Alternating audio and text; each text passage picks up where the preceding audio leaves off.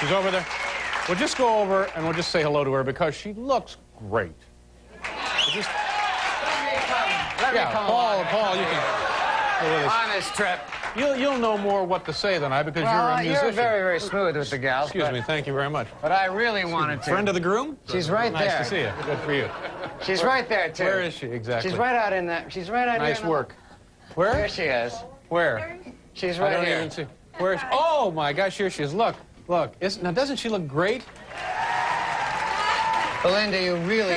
really... Is it tomorrow Nice yet? to see you. No, you really, really look great. We just wanted to tell you, you just look great. You just look fabulous. You want to spend the rest of the evening with us? Would you like to...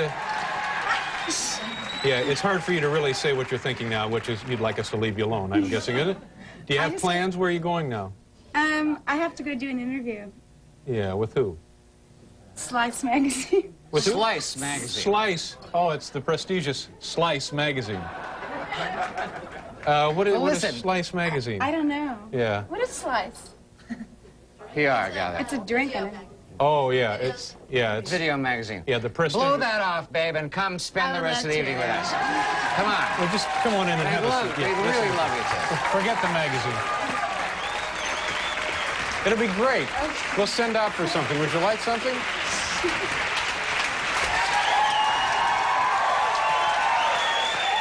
Just go over and have a seat.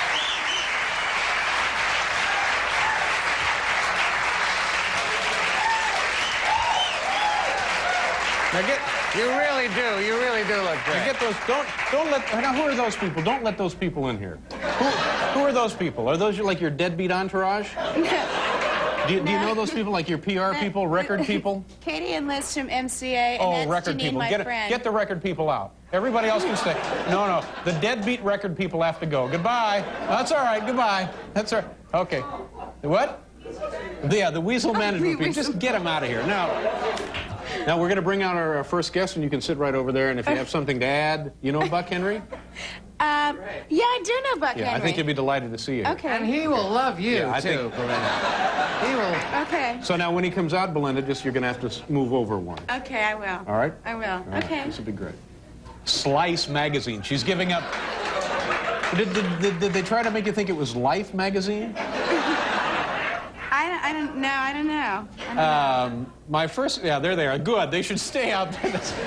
What a pathetic scene that is.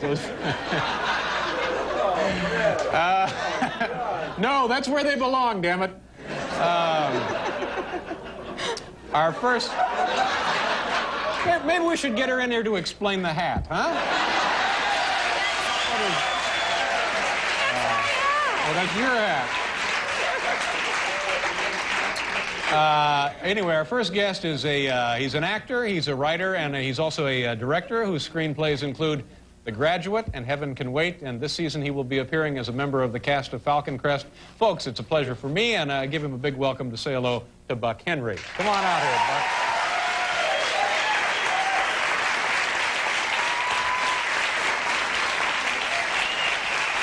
Nice to see you. How are you?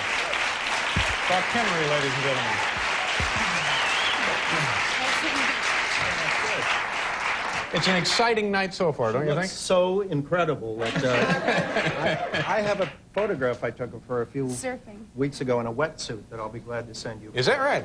A reasonable fee. So you two live near one another, know one another, have met before, worked before? We've never worked. We do know one another. We don't live anywhere near one another. I know Belinda, I know her husband, who'll be pretty angry when he sees this mess.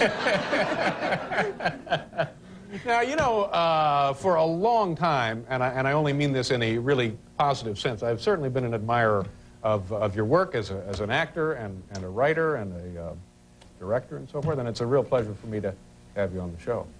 Certainly my pleasure, and I mean that in a completely positive sense.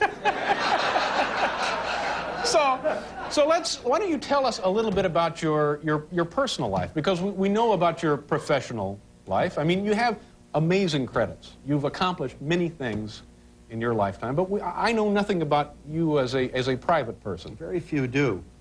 I'm even at a loss sometimes to explain to myself what I do when I'm not doing whatever it is I do that you know about.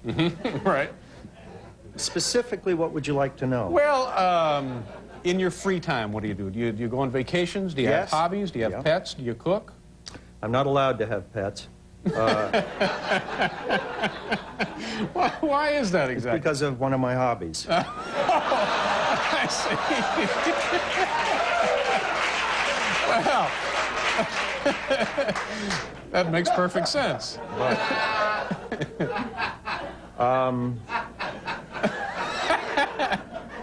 Hi, Paul. He's an old friend of mine. I know, you guys have worked together before. He studied Saturday under Night me Live? at the conservatory. I know you read a lot. You do an awful lot of reading. I will go anywhere and do anything at least once.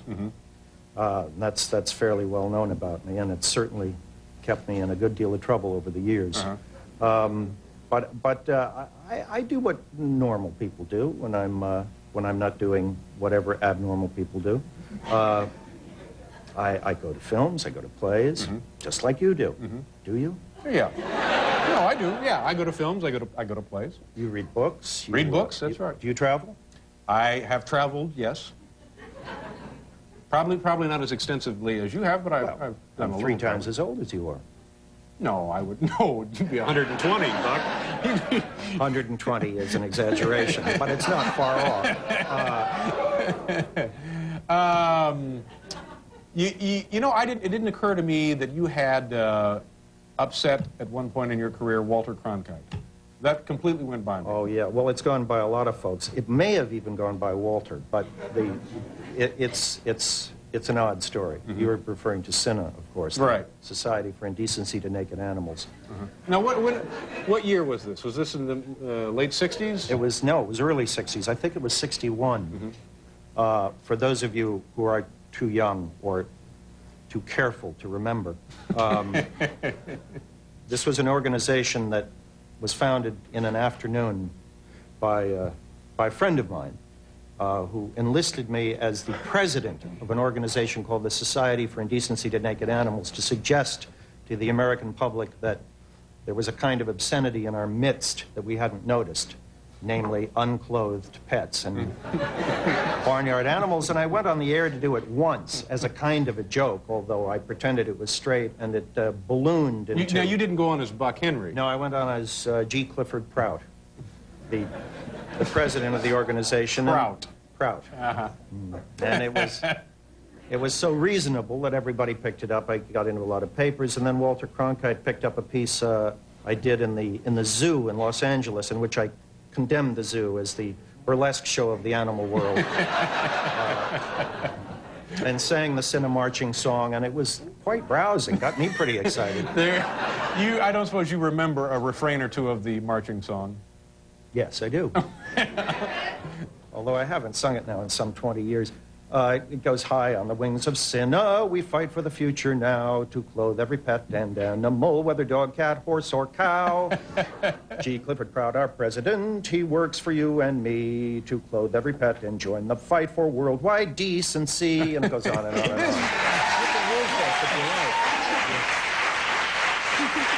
All right, I tell you what, I want to continue this. I want to hear the rest of this story. I want to hear the outcome. And Belinda, think of some really good questions for Buck. Okay. All right, and we'll be right back here after this commercial.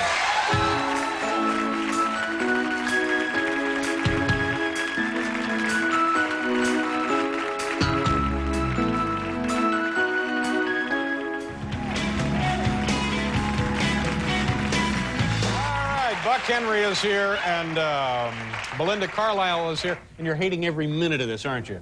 I'm so happy you could be here, and I apologize. Is this just awful? Are you just embarrassed beyond your wildest dreams?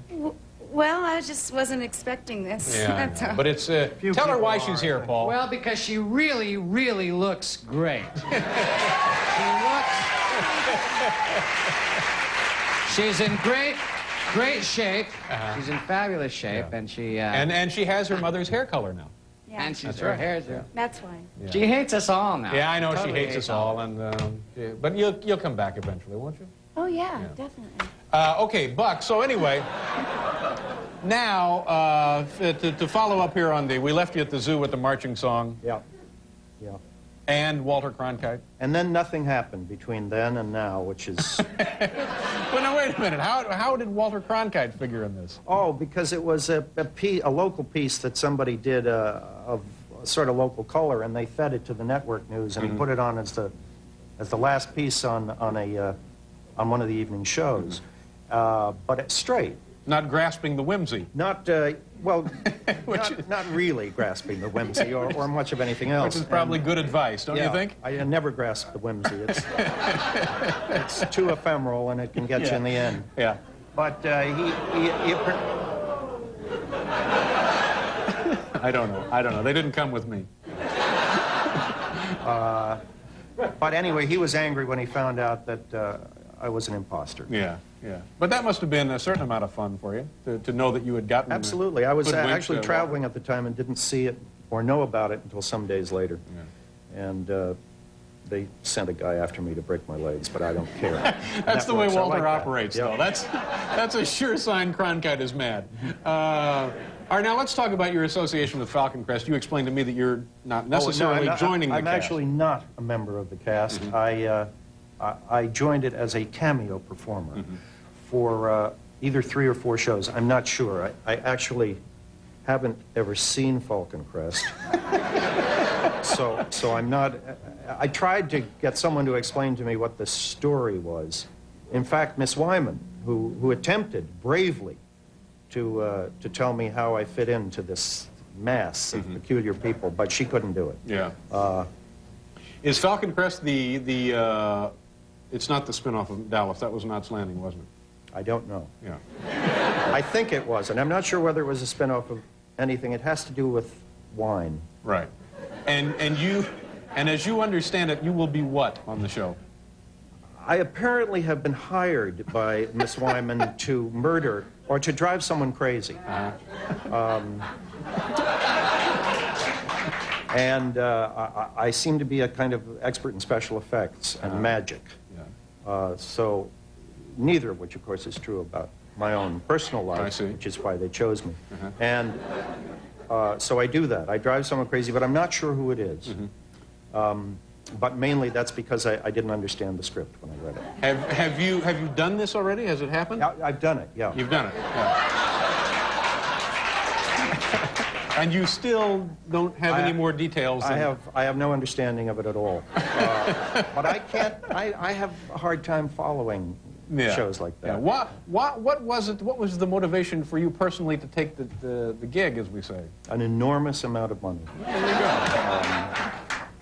go. It was only like 3 or 4 days, and I said, will you give me almost everything in the world? And they said, sure. So I did it. Why not? Exactly. Yeah. And it was fun. They were extremely nice people, and they fed me, and they offered to drive me to the studio, an offer I didn't accept. I know better than that. Yeah. Now, why do you know better than that? Well, one, I live in a place where nobody can find me, so I know that they can never get a car there. And 2, people have disappeared on those trips. Right. They come to pick you up, and you're never heard of them. I didn't realize that. Well, I think you were probably shrewd not to take him up on that. Yeah. Jimmy Hoffa was going to do one of those. Is that right? He was scheduled to be on. I didn't know that. So anyway, we can look forward to that. Do you have an air date on that, Buck? I have no idea when it is. I think it probably is in November or December of this year. November or December? Yeah. So roughly that 8-week period. They're months that are very much alike in my book. All right. I can't express to you how much of a thrill it was to finally get to meet you and to thank you for your time. It's my pleasure to see you and Belinda here or something. Buck Henry, and of course the lovely Belinda Carlisle. We'll be right back.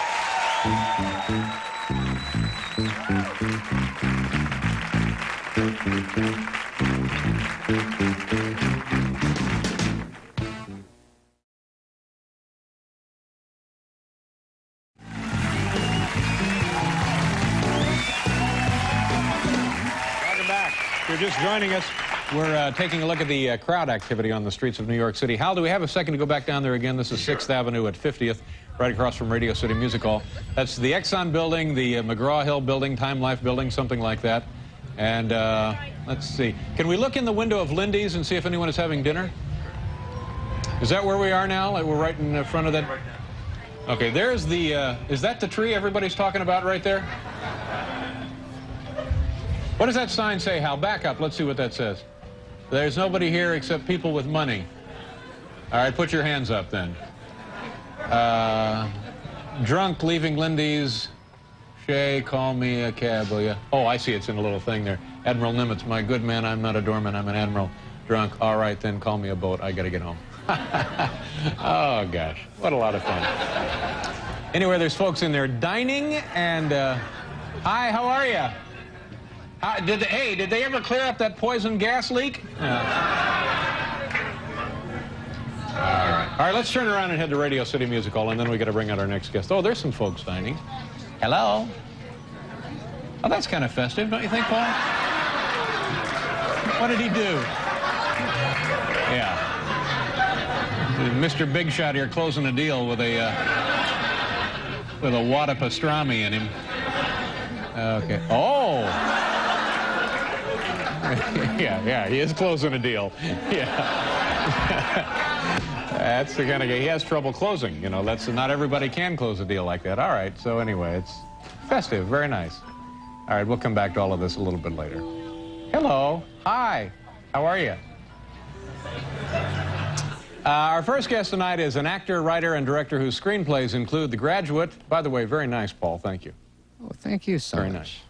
They include The Graduate and Heaven Can Wait with Mel Brooks. This man created the television series Get Smart, which I believe is probably still running somewhere in this world. Please welcome Buck Henry.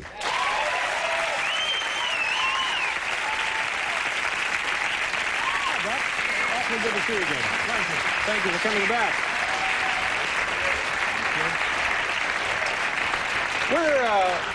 Where do you make your home these days? I make my home here and in California, and any place else that I can get into. Do you have trouble getting into some places? Oh, yes. Yeah. Is this the place you would rather be this time of year, or does it make any difference to you? Oh, yes, I would rather be here. I enjoy the festive crush. I enjoy seeing elderly people knocked down by buses. I like to go to the stores where one's hobby of rubbing up against strangers is made easier by this particular season. That is your hobby, then? It is now. Oh, it is now, yeah. But it's always nice to be here at this time of year. You do a great deal of traveling, and I didn't realize this. We were talking about you this afternoon, and somebody said at one point, for a meal, for the sole purpose of enjoying a meal, you flew to Switzerland to some restaurant or hotel there. Actually drove to Switzerland. I wanted to work up an appetite. Yeah, I did. Well, it's a very famous restaurant, and I'd looked forward What's the name of it? It's called Girardet's. It's outside Geneva. And it's worth the drive if you're in the vicinity, say if you're as near as North Africa.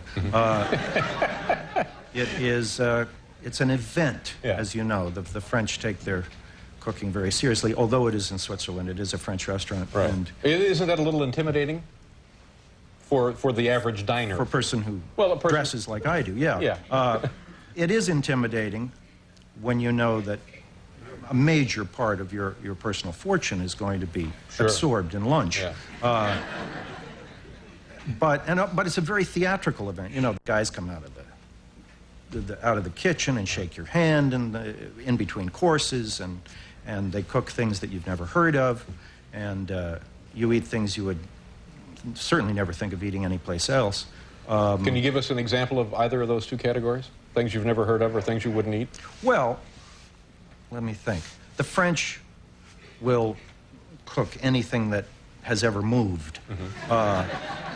And they also remove from the bodies of animals and fish and fowl organs that are ordinarily saved for autopsies in this country. And cook them up and give them to you, and they do. Yeah.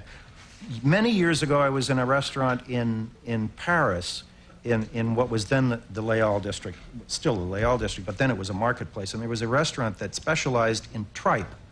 Well, specialized in tripe. Give me a break. Now, tripe give us the exact definition of tripe. I think in one word, intestines is closest to it.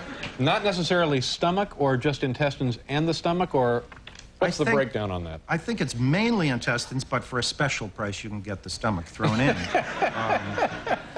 That would be the deluxe, I guess. Sure. The deluxe, because in a sense, you're eating two meals. You're eating the stomach, and you're eating whatever the stomach ate. Yeah. But I was with some Americans, and one of the Americans did not want tripe. I joined him in that desire, but he had roast beef, right. Very rare. And when he cut into the blood rare roast beef, there was a Swiss girl who was eating her tripe, which was making us sick. Yeah. And she saw him cut into the rare roast beef, and she fainted.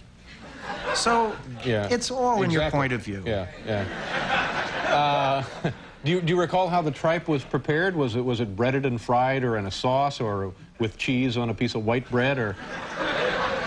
The latter, I doubt. I think it was swimming in a kind of broth made out of bits of horror and Yeah. Now this particular meal in Switzerland, you said it was very expensive. Did you feel you got your money's worth? Yeah, you have to feel you've got your money's worth when you go to another country to have a meal. Yeah, I suppose, sure. If you don't, you're just a real big sucker. Yeah. It's a great restaurant. Yeah. If you're near Geneva, I suggest you drop in. Say that I told you to go there. Do you recall what the final bill was? I think it was in the area of $250 for two people. But again, by New York standards, that's not the end of the world, really. Not at all. No. I was expecting maybe like $800-900 or something. No, when there's human flesh included. All right. Well, on that festive holiday note, I tell you what, let's do. Let's pause for a commercial, and then we'll be right back here.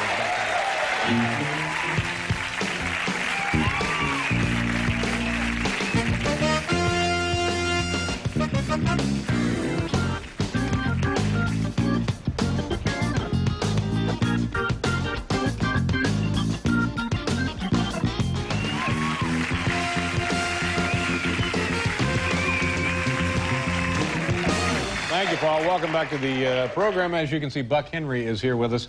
Let's talk a little bit about the presidential races. Ah, that. Yeah. Anything interesting there? Well, it's all interesting. I mean, there are so many of them now that they may well outweigh the actual voting public. Since fewer and fewer of the people actually vote, and more are getting into the race, it's very, very lively.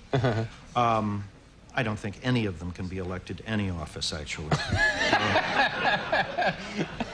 So I assume that what will happen afterwards will be some sort of constitutional crisis in which a president, I mean, we'll just pick someone out of the audience, so to speak. Maybe tie it in with a national lottery or something. Oh, yeah. Yeah, that's not a bad idea. A lot of money and the most powerful position in the world. Yeah. What about the Gary Hart situation at this point? It's interesting that he would get back in the race. It's very interesting. Yeah. Maybe the other two will come back in now.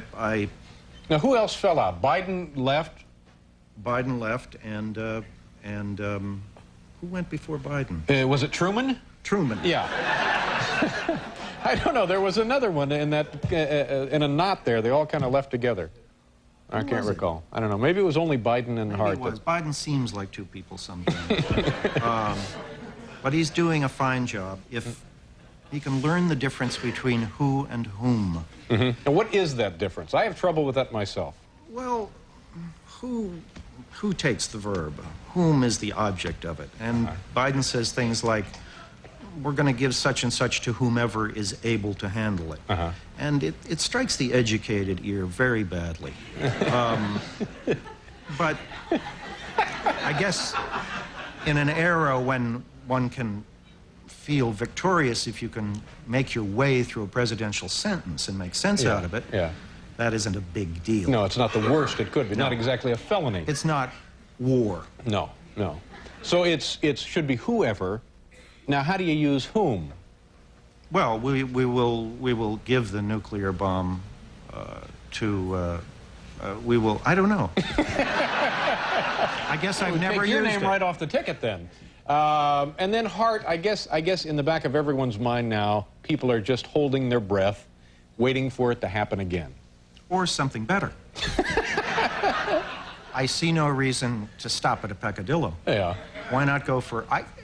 I think that in order to sort of get over what he's done, one of the other candidates should, in effect, throw himself on the sword of misdemeanor or felony and commit a reasonable crime that'll take the heat off him and show that everyone is human. If we're going to forgive Hart, and I see no reason why we shouldn't necessarily, since the jury's out on that, and I'm out with the jury. But when we come back in, if this metaphor will ever end, what I'd like to point out is that all the guys admit to doing various things that are wrong. Yeah. So I think if they get out there and really do these things in the public eye with the spotlight on them, it'll help all of us. Well, isn't it pretty much now, we don't mind if people do silly things, just as long as they handle them gracefully. Right, and talk about it afterwards. Yeah, yeah. Talk about it gracefully afterwards. Yeah. I think there will be crimes committed in the course of this.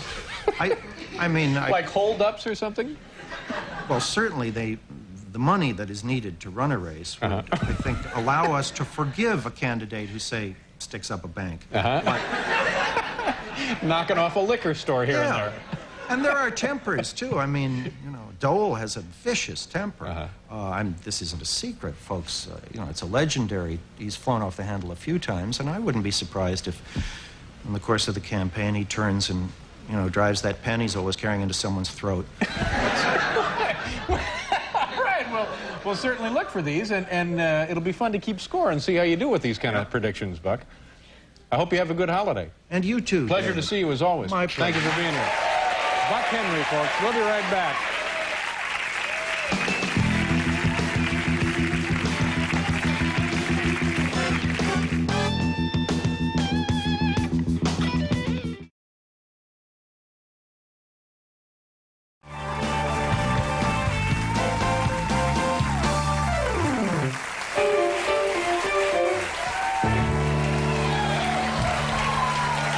Paul, here are the pants. It's actually not a bad looking. I am a little disappointed in one thing, though, here. What is that? Well, take a look at this. See that? Right there. Can you see that? No. Right up here, closer to my knee. That comes right on. Right up there. There. Well, maybe you can't see that. There it is. See, the monogram is a little sloppy. I can fix it. Comes right on. Oh, thank you very much. No problem. Thank you very much. It's my new suit. See, we have no writers, so we had to kill time somehow. And I wanted a new suit, so I have one. If you at home have something you'd like, well, perhaps we'll do it for you one day. Seems unlikely, though, doesn't it? Get your own show.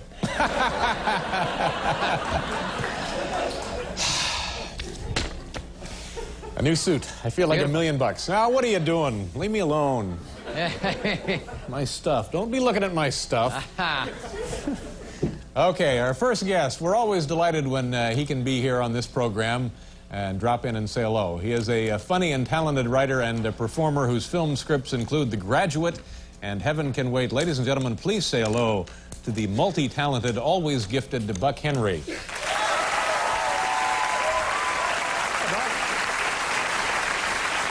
Pleasure to see you. Is it always a pleasure?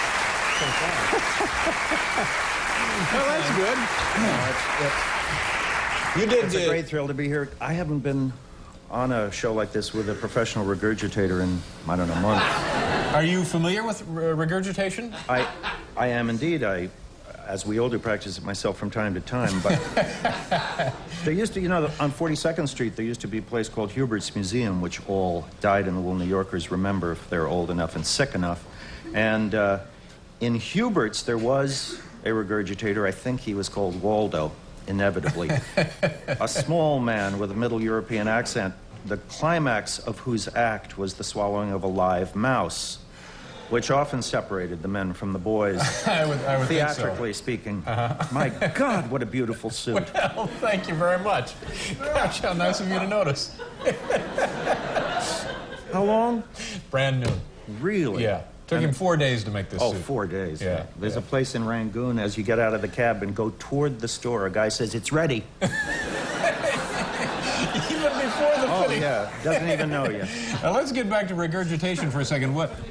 Now, do you believe that these guys are actually ingesting this stuff, or are they hiding it? Look, I not only saw Waldo once, I saw him at least 50 times between the ages of 6 and 15. My age, not his. And there's no question that he swallowed the mouse. I mean, you saw him put it in his mouth. You heard the mouse complaining. He would open it to show you. Even that was unattractive. And then there would be this little sort of peristaltic spasm, and the thing would come back out. None the worse for wear, and sort of happy to be free and home, waiting for the late show. See, now, my feeling is, although I've not seen this in person, and I guess we'll find out when Stevie comes out here, is that it's got to be a trick, because who in their right mind, even if you could swallow a live mouse, why would you? Great hunger? Well, sure, aside from that, though. It's hard. Perhaps it needs a 10 best list, 10 best reasons for swallowing a live mouse. When he comes up, perhaps we can answer some of these questions. Now, you just got back from Atlanta. This sounds like a fun thing to have done. Do you do this often? Do you go to these conventions? I've never been to a political convention before. And what was your motivation for going to this one? Pure busybodiness. I mean, it would be too cute to pretend that I don't have a bias. I do have a bias in favor of the governor of Dukakis. And believing as I... Now, please, not turn this into a fight. But it, you know, it's a great... he has a great family who really seem to like each other, unlike many other political families we know about. And I think we should have a president who is fluent in at least one language.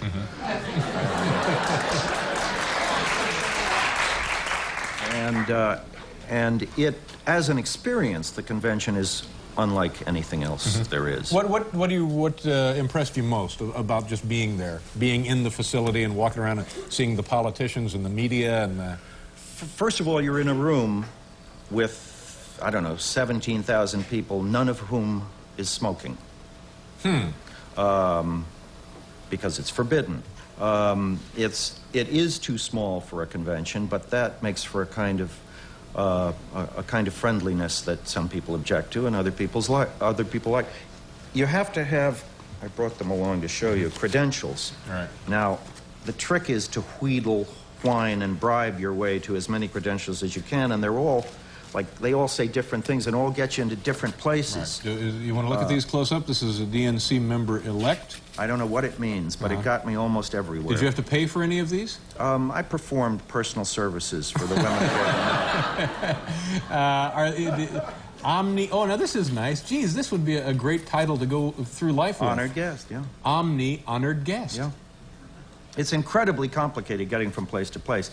There's a Any of these service get you a pass, meal? Staff. Oh, no, wait a minute, staff. What does that mean? I have no idea. You got to hang around and help clean up? It's possible that I should probably still be down there sweeping. And service. Service, I don't know what any of them means, but each one gets you into a different place. And there's one called Podium Pass, which I had and someone took from me, and then I tried to get out of a place I was already in, and the guy said, "You can't do it without a Podium Pass." I said, "No, I just want to leave." He said, "You can't, because without a Podium Pass, you can't be where you now are." But I would think that a Podium Pass, there might be a speech connected with that. It's possible. Yeah. Well, God knows there were enough speeches. Yeah. But it's an amazing complicated... Would you go to another one? You going to go see the Republicans do it? No, I'm not allowed to be in a room with that many Republicans. I see. It's truly complex. It's amazing. And the security is like going through 1,000 airports. They X-ray everything. They make you shoot a shot off of every camera. They open film cans. Well, that's a good idea, don't you think? I suppose so, although I think if anyone wants to do something bad, they'll find a way to do it. There was a rumor early on that someone had stolen 6 sticks of dynamite from somewhere, although I think it would be hard to get them through security. Yeah. But the place is an amazing, complicated, sort of thrilling event. Oh, good, good. Well, let's do a commercial here, and then anything else, any other reflections you can share with us when we get back. We'll be back here in a minute.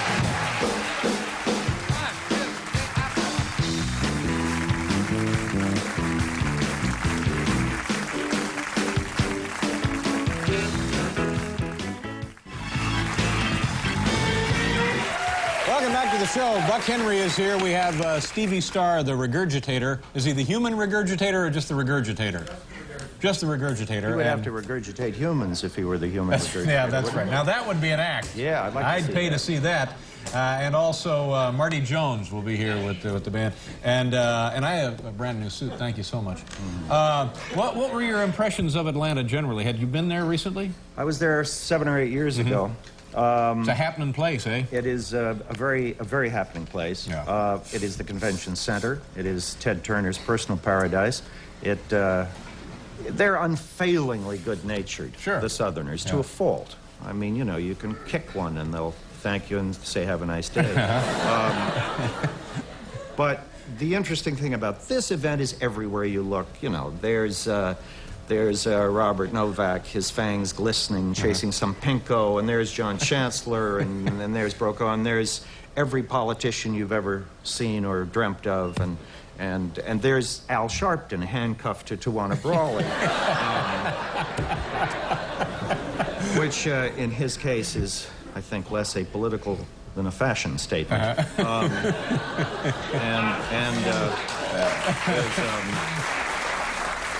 You know, it's so wherever you look, there's somebody extremely famous, extremely powerful, or extremely sleazy, or all three. Yeah, sure. Did you get to do anything after the convention? Would you go out at night, or would you just go back to your room? Or No, nobody slept. What was the more than 20 nightlife minutes. like there? Well, some people, myself not included, unfortunately, went to certain nightclubs that are famous for, I know this is hard to believe, they have girls on a stage, and while music plays, they divest themselves of their outer garments. And Strippers. oh, strippers, that's the word I was searching for, yeah. And they were, I heard there was a law in the local assembly to ban them, but they put off the ban for a week to allow it to be through the convention. That's, I think, very accommodating. Makes very sense to me. civilized, yeah. No, I went to one, oh yeah, I went to a charity event at a disco where the Hollywood celebs that were there raised a lot of money for homeless. It was a very nice event, but there were like 2,000 or 3,000 sensitive, screaming Southern girls trying to rip pieces off Judd Nelson and Rob Lowe and others as they went by, and that was pleasant. And there was a girl in the club, and I offered her an invitation to. I said, you have to choose though immediately between being introduced to Rob Lowe or John Kennedy Jr. And she died on the spot. Or just passed away. Couldn't, too much pressure, I guess. Probably shut down her central nervous system or something. Yep. Yeah, well, that's too bad, gosh. And there was nothing you could do, I guess. Not at all. No, you don't even know CPR. I didn't even And know even her. if you did, what could you do? They would have pulled me off for after 10 minutes. Absolutely. Do you have anything you want to mention? Anything we should be appraised of that you're working on?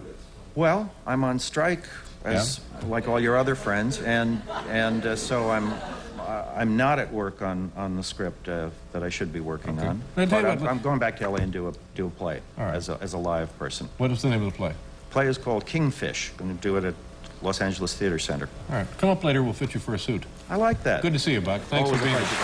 We have to pause. We'll be back after station identification.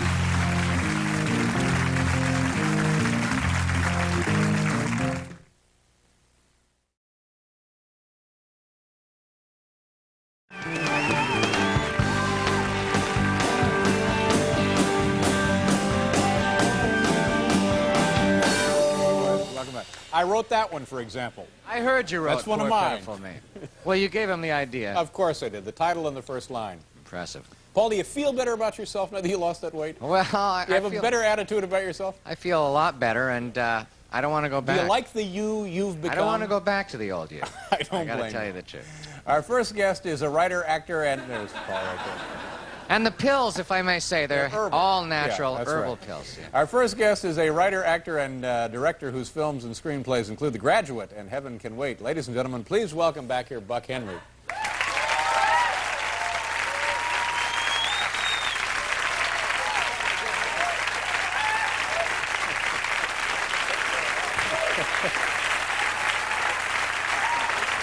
How are you? I'm okay. Yeah, let me ask you about your name. I've never asked you this before. Is Buck the name you were given at birth? It is. Oh, that's interesting, isn't it? It was my grandfather's nickname, so they gave it to me. And nickname for what in his name? Helen. Is that right? Grandfather was named Helen. Yeah, but he chose to be called Buck. Well, I understand that perfectly, sure. And have you a middle name? No. So it is Buck Henry. Well, that's nice. Now, I understand from looking over some information this afternoon, documents, heretofore classified, that you go through periods of insomnia, relentless insomnia. Is that in the documents? Yes, it is. I didn't think they could release that kind of stuff. It is true. I'd go through vast periods of sleeplessness. When did this begin? 15 or 20 years ago. Did it stun you when it first started happening? It tired me.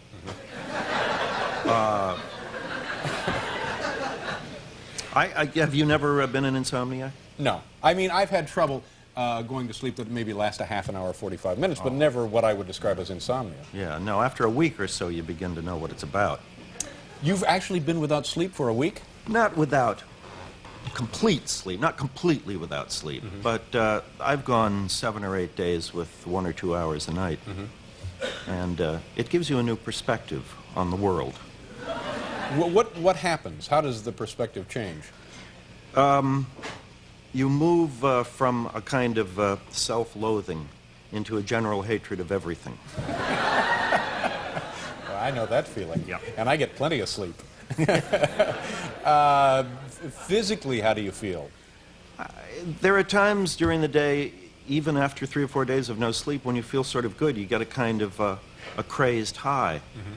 But after a while, you just feel like you're, stuffed with cotton. Have you, has that ever happened, by the way? That I've been stuffed with cotton? Yeah. Now and then. Like at midwinter, when you want to just sort of lay out for a couple of weeks, like a bear.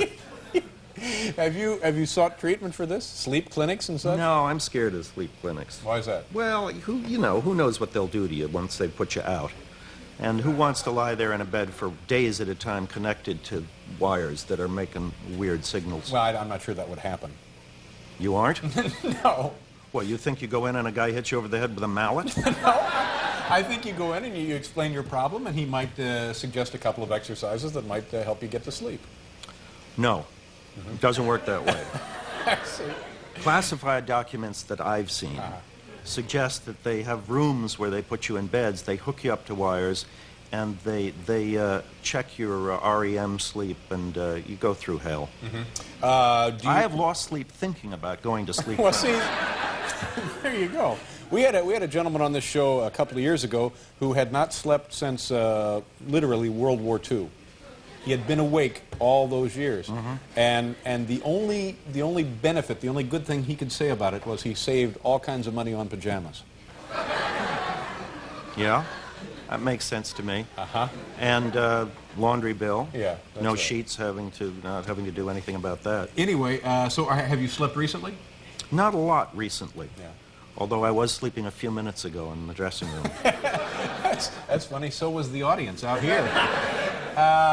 Boy, we have a brand new administration since we last certainly had. do. Yeah, well, let's save those thoughts, and we'll get to them when we do this Okay. commercial. We'll be right back here with Buck Henry.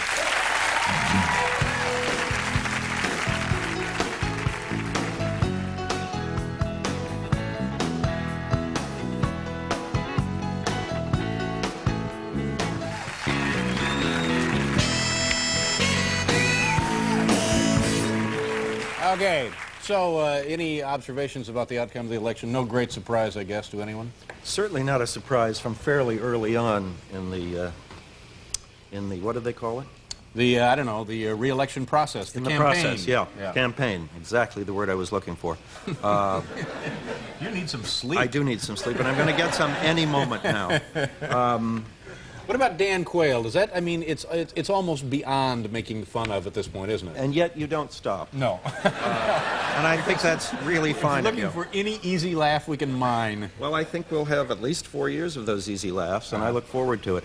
I don't know what to say. I mean, every 4 years we all complain about the fact that everyone lies, and and then we forget it over a course of 4 years, Right. and then it happens again. Nobody tells the truth about anything in the course of a campaign, not Right. one side nor the other. But now I think we have two men who probably won't lie because they simply don't know which are lies and which are the truth any longer. I mean, I'm not making light of it. It's simply true that we have a president-elect who is, in my memory, the most compromised man in political history. The most compromised man in political Yeah, history. if compromise, what is it? Compromise is the art of politics is compromise, I think is the saying, then certainly George Bush is the Michelangelo of politics on any issue. You know, he's the ultimate pragmatist. If it seems that it will advance a career, he will take any position. And with Quayle, I think he has done the ultimate. But I tell you. But now, having explained that to everyone in the country, if you could, wouldn't it be that most people would still say, well, that's all right? Oh, sure, it's all right. Yeah, it doesn't matter anymore. Yeah. Those things don't matter, so who knows what's up next. But I was looking at a picture of Quayle today, and his curiously unformed features. And Oh, God! it struck me that, what's the famous science fiction film that's been remade where people put pods under your bed when you sleep and they take over? Body Snatchers, yeah. Well, you know, I was going to say E.T. Yeah. It's not quite the same. E.T.'s a little gentler, Okay. a kinder, gentler nation for E.T. Forgive the intrusion. But in the Body Snatchers, you know, these guys with glassy eyes who are them come and they put a pod under your bed. And when you go to sleep, not a problem of mine, It has its advantages, then. the pod gives birth to your replica. And if you happen to wake up and see it being born, which I recommend to no one because it's pretty disgusting, you see this curiously half or three-quarter formed person in the shape of a human being. I suggest to you that Dan Quayle is one of those pod people with slightly unformed features and glassy eyes. So then we're in for quite a ride, aren't we? in for a hell of a ride. Check under your bed before you go to sleep, and if there's a big melon there, don't put it in the icebox, burn it. Burning melons. And all your fantasies will come true. Listen, I hope you get some sleep. And also, you may be opening in this play in New York. Is that what they're going to do? They're moving it to New York? Oh, I don't know. Kingfish? I don't know. The possibility? There's a possibility. I've It's a big heard. hit in California. It was a big hit in California. Good to see you. Nice to see Have you. a great Dave. holiday time. Thank you. You too. We'll be back here with who knows what after.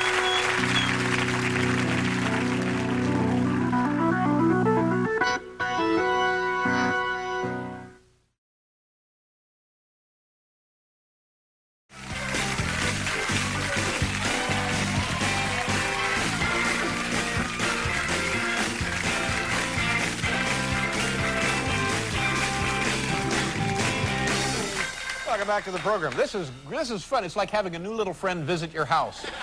You want to show them everything. You want to show them around the place. And jelly beans? All right, Becky, be careful. These things come out of here about, I think the muzzle speed is around 90 miles an hour. Be very careful. Jelly beans, Paul. Here we go. You want to do it? Come here, you can do it. Be careful.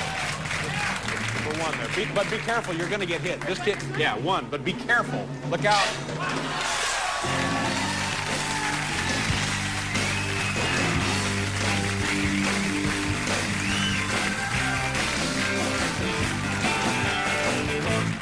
See? Oh, cool. This is Becky's Junior Achievement Project. She wrote a little letter. I'd like to host a show. Our first guest tonight is a talented writer, actor, and director whose films include The Graduate and Heaven Can Wait. Please welcome back to this program our friend Buck Henry, right here. Buck Henry. Hi, Buck. Always a pleasure to see you. Always a pleasure to see you.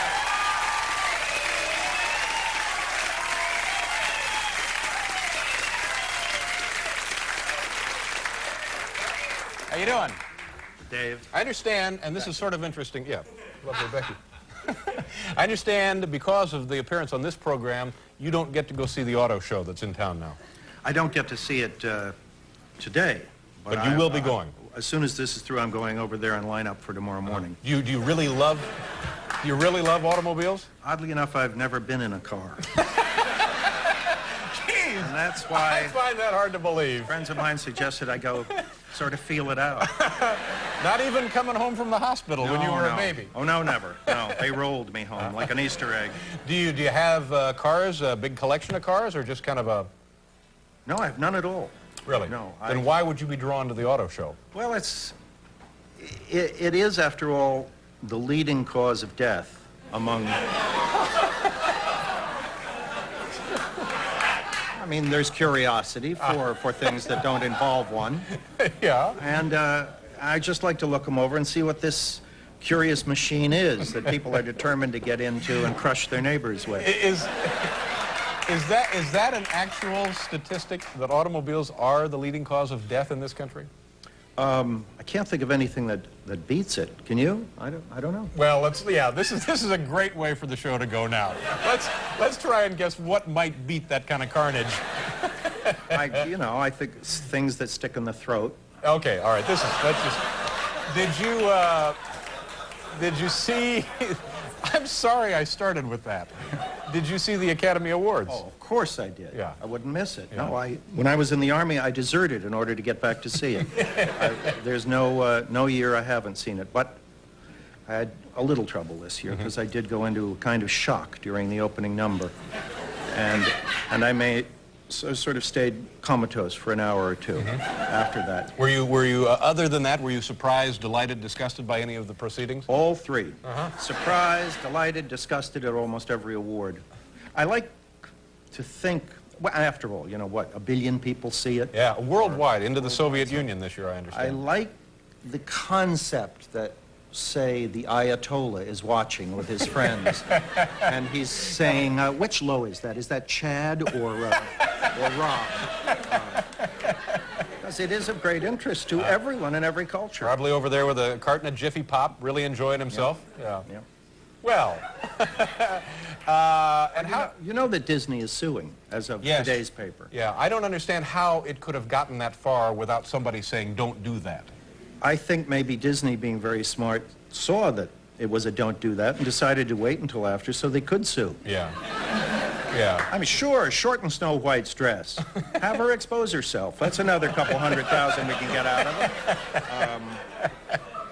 So it was purely bloodthirsty motivation on I mean, their part. they're not a highly successful corporation for nothing. Yeah, yeah, smart thinking.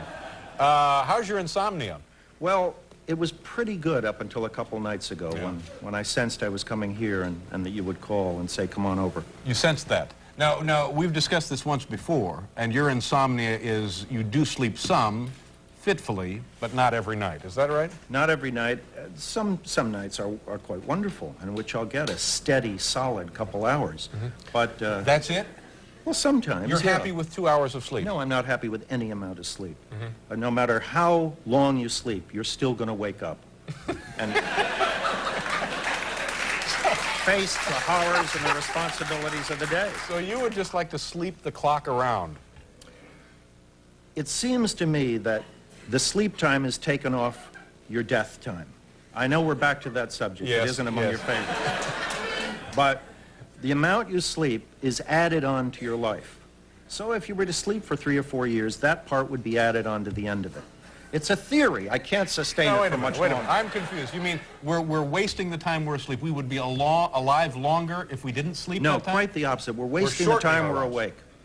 And if we slept longer, we'd live longer. But we'd never have any time to do anything because we'd always be asleep. Unless your dreams are pretty terrific. Interesting theory. Anyway, so now you're having another bout with insomnia. Yeah, but I'll manage. Are you sleepy now? Yeah, I'm very sleepy now. In fact, Like the rest of America. I am at able. this point. I am able to sleep with my eyes seemingly open. Really? Yeah. So actually, right now, I'm quite happy. This is a good doze for me personally. You're sound asleep is what you're saying. Oh, good. All right. Did you have anything you'd like to ask Becky before we do a commercial? She's a little guest visiting tonight. Oh, Did you see the Academy Awards, Becky? Did anyone win that you cared about? No, no one at all. Okay. What did you think of the big opening number? Was that it? I fell asleep during it. Fell asleep, see? All right. So you live that much longer.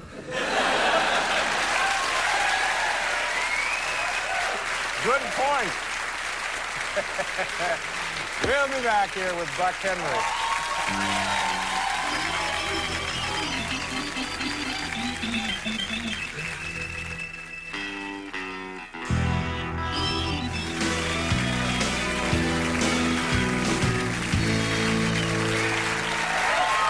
I know the name of that song.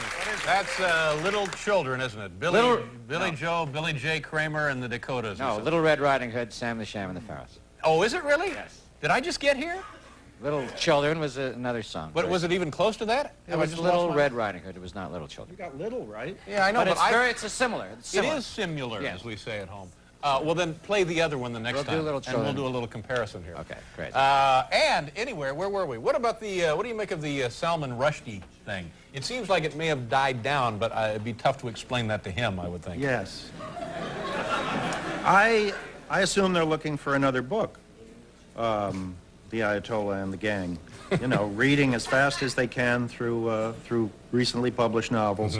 And developing a new hit. Yeah. But Now, I don't think it would be bad to establish a kind of a cultural police that gets, you know, they get warrants out for the arrest of people who write bad books. This doesn't apply to Rushdie, but I see no reason why not put a price varying. I mean, $5 million is too much money. Split it up, like with the lottery. It would be better to get, 10 hits for $500,000. Yeah. Well, here in town, you could get it done for probably $1,000. Really. Yeah. Have you read the book? I haven't read the book, but I will. Yeah. And can you put yourself in his position? Can you imagine what his life might be like now, or project 5 years from now, if he's still with us, what that life, what that existence might mean? I think it's unimaginable, since in the history of literature, nothing like it has ever happened. I mean, everyone who's ever written has been at the bum end of critical reviews, Yeah, but this is it's not tough. quite the same thing. I don't know.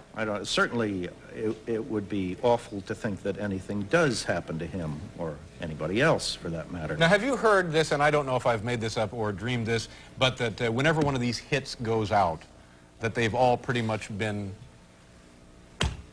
taken care of? In what sense? Well, you know. That who's been taken care of? The person who was the object of the bad review, as you put it. You mean that are you saying that he's already been hit? No. I'm trying to speculate now on whether or not this is something that we would really take seriously, Oh, yeah. based on the history of other Of circumstances. other literary hits? No. Whenever anyone has been placed on this list by the Ayatollah, let's say, they have been pretty much, okay, that one's been taken care of, okay, that one's been taken care of. You mean that there have been others and they've been successful? Yes. Yes. You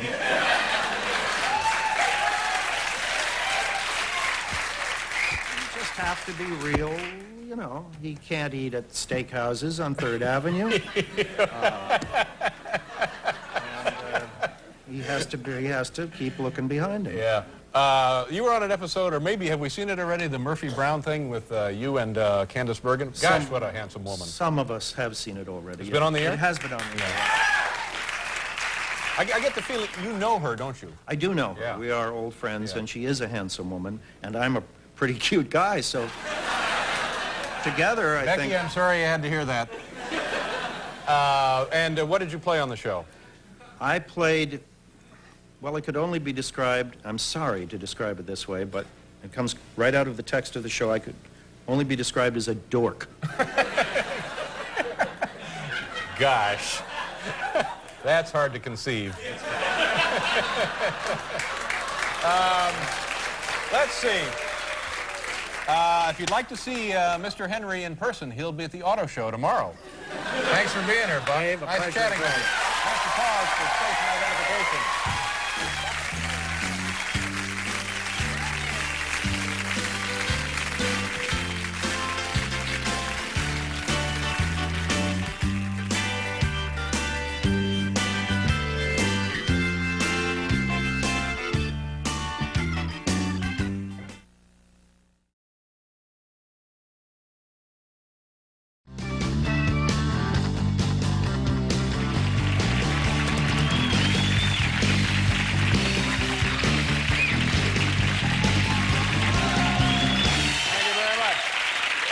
to the program. I shouldn't be joking about this because a sore throat is nothing to kid around about. No, it's true. And if you don't take care of it... You got to take care of them, exactly. I had one in the 3rd grade. I had one. It was so bad I couldn't go outside for recess. That's how awful it was. Our next guest, a talented writer, actor, director, wit, and raconteur. Boy, and not a minute too soon. His latest film is entitled Rude Awakening, and it opened around the country this week. Ladies and gentlemen, please welcome back Buck Henry. Oh, Buck. Hi, how are you? Awfully nice to see you again.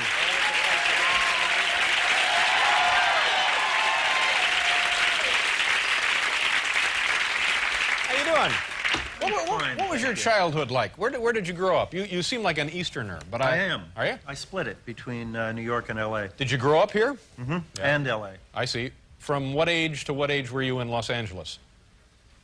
Actually, I started going to L.A. when I was about 2, on what was then the great American train, the Chief, followed by the Super Chief. My mother's family came from there, so we wandered back and forth a lot. Was your mom in show business? She had been an actress in silent films. Wow. So as a kid, was that exciting to have a mom who was also in movies and stuff? Well, she quit as soon as she got married, or pregnant, whichever came first. And then, so I was not really aware of her career. Did you ever see any of the films she was in? I saw a couple of, yeah, she was in a lot of Max Sennett movies, a few of which I have seen. But the features she made have turned to dust. Yeah. She made one very famous film called Gentlemen Prefer Blondes, which is a famous lost film. There are no negatives. There are no copies of it anywhere that anyone can ever find. Is that true? Yeah. And how did that happen? How did it get lost? Yes. Well, Paramount, well, all the studios leapt before they turned to safety film. They just mishandled a lot of the original prints, and when they opened the cans years later, it just they vaporized. evaporated. Yeah, because the fragile nature of the film itself. And your dad? What'd your dad do? He was a stockbroker. Yeah. So this is a pretty good combination for a kid. Absolutely. The two families had no intercourse between them at all. My father's family felt that he'd married really beneath himself, and my mother's family felt that she'd gone berserk to marry some weird guy from New York who made money. Yeah, but look what we were able to produce here. Exactly. The gene pool played itself out all the way, and consequently they had me and nobody else. Yeah. So you're an only child? As far as I can tell, I'm an only child. Now, what does that mean exactly? Well, you never really know the truth, do you? Well, I don't know. I suppose not. I invented a brother and sister when I was a little kid. I invented a brother and sister whom, for some reason that I now no longer understand, I called Arthur and Hilda. And I had them living in New Jersey. I had to have a reason why they weren't around. What kind of place did they have? They had, I think they had a small apartment in which they lived together, and I think Hilda kept Arthur in a closet most of the time. I see. Because he had problems. Sure. But this is, I mean, I was doing this at 4 and 5, so I don't have a full feeling of... and for all I know, there are an Arthur and a Hilda somewhere. And if there are, I wish you'd contact me. We got to do a commercial, and when we come back, we'll talk about this film. Now, did you write the film and direct it? Not at all. None of those things, Just appearing as an actor? I seem to be in it. Okay, we'll be right back to continue this with...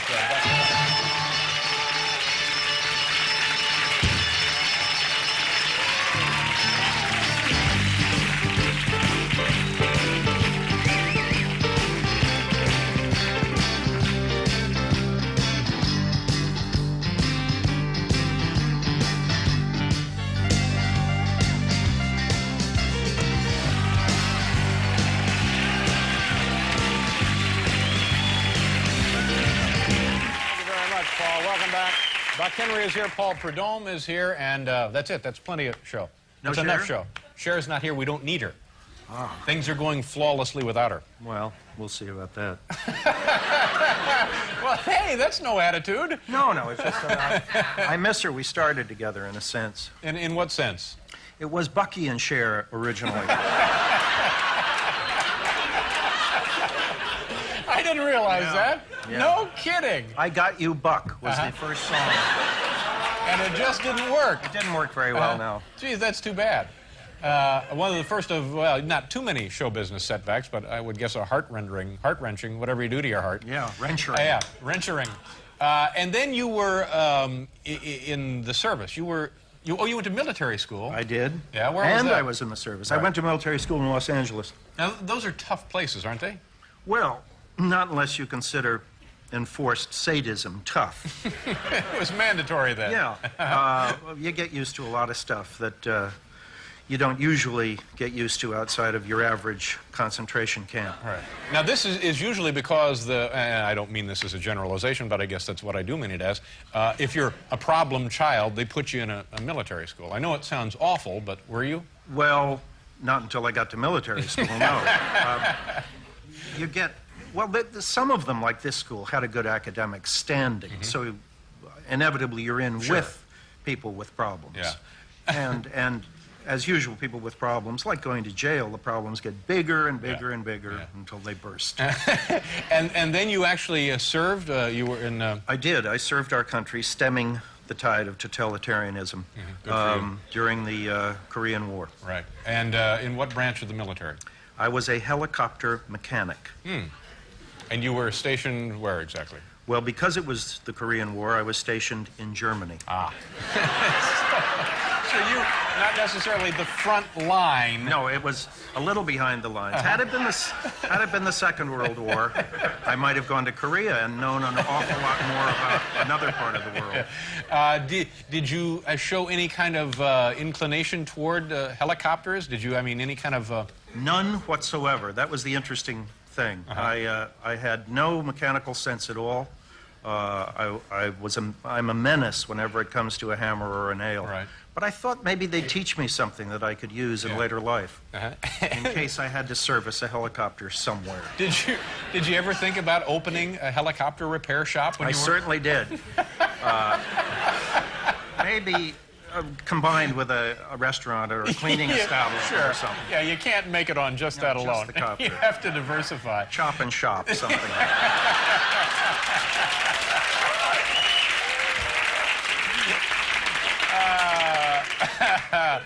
And what of the movie? We haven't even mentioned the movie. Rude Awakening, and you play the... It's called Rude Awakening. Yeah. I haven't seen it. So that's not a testament one way or the other. You're not going to get a better endorsement than that. I can't say anything good or bad about it. This is Cheech Marin, right? Cheech is in it, Eric Roberts is in it, and a host of wildly amusing people. And what part did you play? I'm a sort of, oddly enough, I'm a sort of uptight, yuppie, Military school graduate, that military kind of guy? school, helicopter mechanic kind of graduate, with a mother who was an actress and a father who was a stockbroker kind of guy. I see. And is this going to be a blockbuster? A summer blockbuster? Or are we... Gee, I don't know. I certainly hope so for the sake of the people who've spent their last dime on it. Yeah, me too, me too. Well, listen, for whatever is left of the summer, have a good time. You too, And Dave. anytime you're in the area, drop by. Cher and I will come by anytime you invite us. Thank you very much. The lovely and talented Buck Henry, ladies and gentlemen.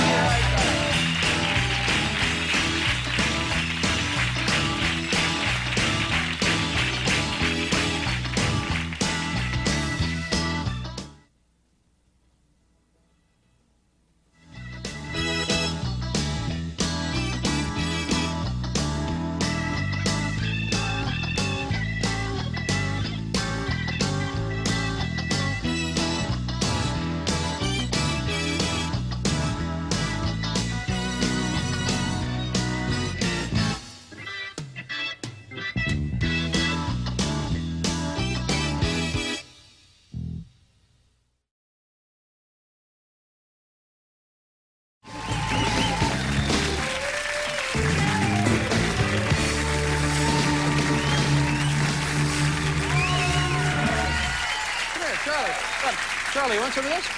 Here, try some of this. Do you like? Here, see if you like some of this. It's water. It's a little like bubbles. We'll get him started on the water and then work up to the actual. There he goes. Charlie the dog, ladies and gentlemen. flew the damn dog in from Sacramento 4 times for this. Won't eat a thing. Huh? Do it? What is that noise? They're actually, oh, there it is. They're actually dry cleaning right now. Yeah. Yeah. Our clothes will be spotless. Hi, Charlie. Wouldn't a bubble hit the spot just about now? Is this show going to be on the air tonight, Morty, or not? A little late. You know, last night we weren't on the air. We were on the air for like 8 minutes in New York, and then the rest of the country we weren't on the air at all. Hey, Charlie, come here, buddy. Come here. Charles, come here. Look, I have this Snoopy toy. Oh, we all enjoy that, don't we? Woo, my. Here, all right, now, here comes the bubble. Charlie, come here. Honey, Charlie, just one. One, just for the airfare, Charlie. Just one damn...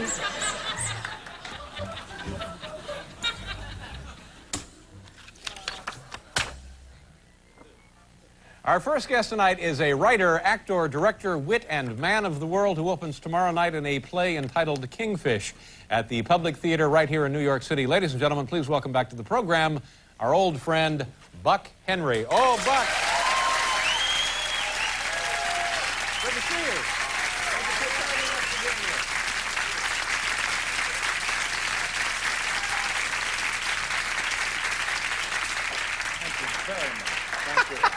All right. Thank you for once again having me on the Sure, happy to have you here. Dry cleaning show.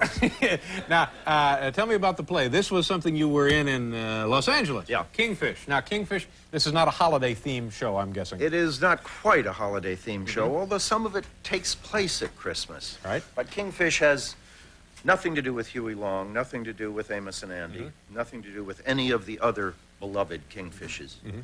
This kingfish is a dog. Coincidentally. Much like Yeah. Charlie, Charlie who the might dog. enjoy the show if he comes to see it. Kingfish is a dog who is on stage with me throughout the play, or through most of the play. Now, is although it a real trained dog? It's actually a real trained black box with a tail and a mouth and teeth and a voice. Yeah. Although maybe it is a dog. It's hard to tell. But now, wait a minute. You're on stage for 90 minutes with a black box, and you pretend it's a dog? Well, it is a dog at times, and it's a box at times. It's also at times a box pretending to be a dog. Sometimes it's a dog pretending to be a box pretending to be a dog. It's not your run-of-the-mill play. Yeah? Does the box eat bubbles? I could bring it in one night, and we'll see. It can't do any worse than Chuck. Oh. And you must be enthused about the project. It was a big success in L.A., It was wasn't a big success in L.A., written by a woman named Marlena Myers, who is, I think, one of the most interesting new dramatic voices to come out of the West in a long time. She's written several plays. This is the second one to have come to New York. And we're down at the Public Theater every night. Good It's for you. an Is it interesting... funny? It's funny and very black. And Will it make you laugh? it will make you laugh when it doesn't make you seize yourself and fall to the floor. It's very bizarre. We average 1 or 2 suicides per intermission. That may be an exaggeration. But people have left for intermission and not come back. They've disappeared. Disappeared. We don't know that they've not come back, but they have disappeared, sort of like Nareg. And you think they're dead? I don't know. They've left notes. That's about it. Wow, how terribly thoughtful. Yeah. All right. It's scary. It's funny. It's sort of related Grand Guignol in a way, and it's very filmic. There's a word I hoped I'd never have to use, but it's like a movie in many ways. Well, good. Now, let's talk about what you might have been doing since we last saw you. Traveling, I know you... Have you been traveling? Did you go away for a while? I last saw you, yes. Yeah. I have been... Well, actually, I went to France, which isn't that exotic, except, unless you like to overeat, which I do. Right. Where did you go?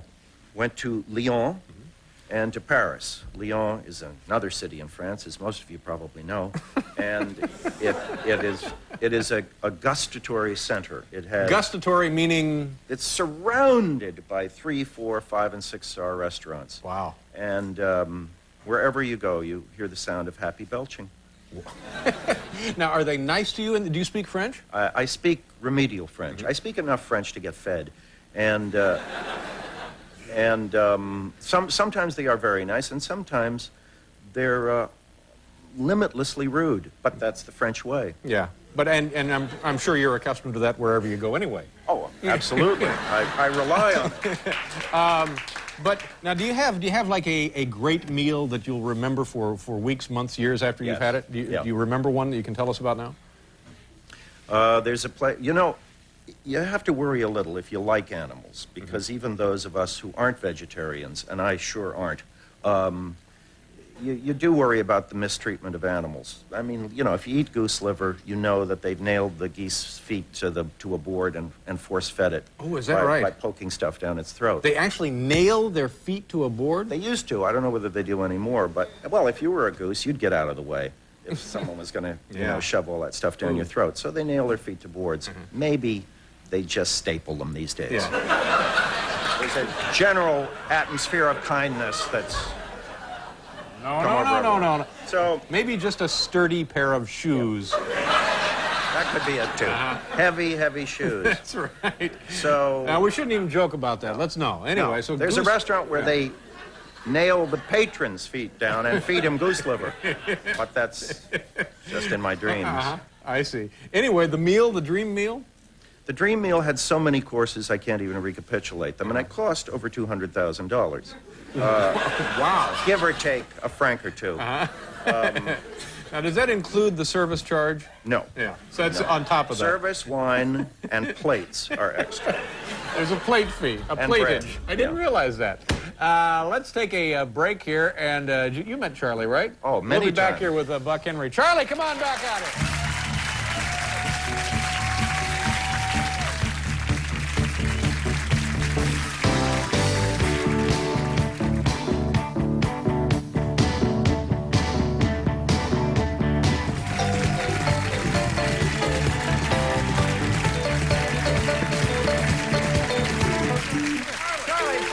Charlie, come here.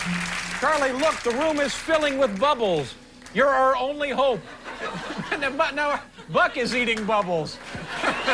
Charlie, Buck, watch, Charlie, over here. There he goes. Charlie the dog, ladies and gentlemen. You're a very brave soul. Thank I know you. how it feels to fail in show business. Well, now tell me about the first time you were in France. First time I was in France, I was a GI, actually, and I arrived there on Christmas morning of, I think it was 1953, and I had a third-class ticket, but third class is uncomfortable, so I went into a second-class coach and went to sleep in the luggage rack, for which I was arrested when I got off the train. Is that right?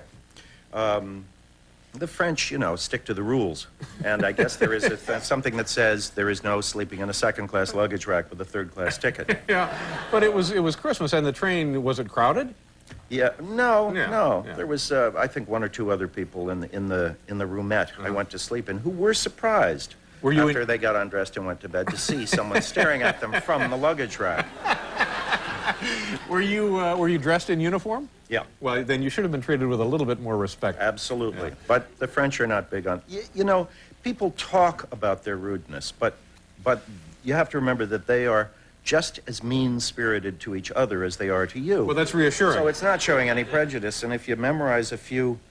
If you sort of go at them first, they'll back down. If you get in a cab and say, take me to such and such a place, and by the way, I've seen your sister and she looks like an abscess.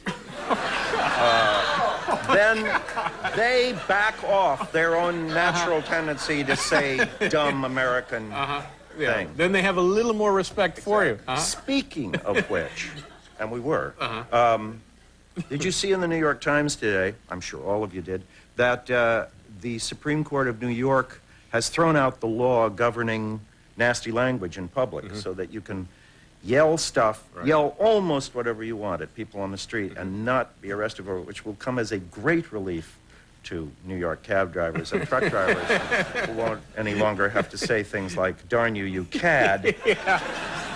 I'm really miffed at your behavior. Yeah, they're no longer under that burden. Yeah. You know, it occurs to me, we've known you, I guess, on and off for a couple of years coming on the show and so forth. We know very little of you personally. We know of your work and so forth, acting and writing and directing, and we know you love to travel And we know you're interested in the news, but aside from that, I don't know much about you personally. I mean, is there something that we could discuss that would be of some insight here? I can't imagine what it would be. Do you have hobbies? Do you have a family?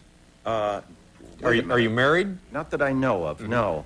I have been married, though. You've been married? In the past, and I have had hobbies, and they were basically the same thing. Marriage as a hobby, but I gave it up. I see. Once you collect a lot of it, you don't need to anymore. Well, now I feel like I really know you. Thank Me too. You grew up in Los Angeles, we know that. L.A. and New York. L.A. and New York. Yeah. What was Los Angeles like for a kid in those days? Oh, it was terrific. I mean, it was as it is today, I think, for a kid. The smog had not developed to the choking extent that it is now. But it was always there, wasn't it? It was always there, yeah. We used to blame it on defense plants, but it wasn't true. It was just bad air. Yeah, but that's something good to remember. You can always blame something on a defense plant. Every city should have a constant. Yeah. And it's nice to get off the train and know that Mr. Brown is still hanging out there over... But it's been that way for centuries. For centuries. All right, let's see. This play, Kingfish, at the Public Theater here in New York, and tomorrow night. It opens tomorrow night. Well, I hope you have a nice, long, successful run. Thank you very much. And happy holidays, Thanks, Buck. David. Nice to see you. It's Buck Henry, kids. We'll be right back here.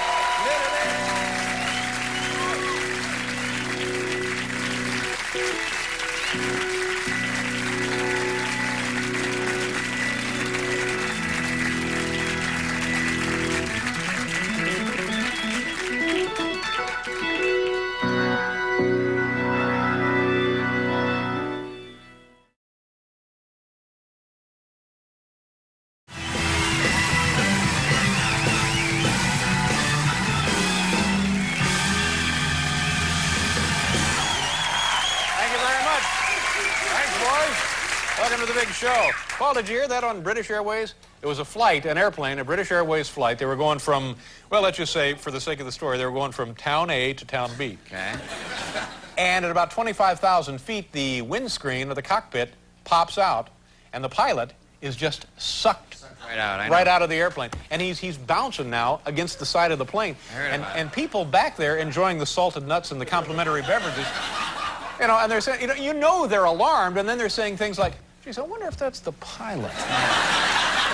The actual pilot dangling out of the window. Yeah, and he was you know, knocked cold. Seriously hurt. Yeah, but I guess he's all right. I hear he's, Man, yeah, okay. Talk about a flight. Heroic steward managed to grab him by his heels, I Yeah, understand. the guy's clothing was ripped right off him, and he was just slapped silly on the side of the plane.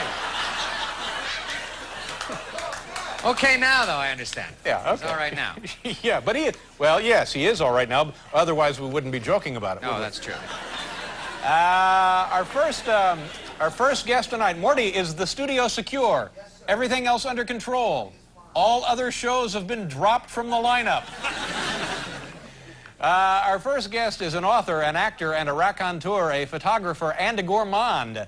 His films include The Graduate and Heaven Can Wait. Ladies and gentlemen, here he is. Please welcome back Buck Henry. Buck Henry.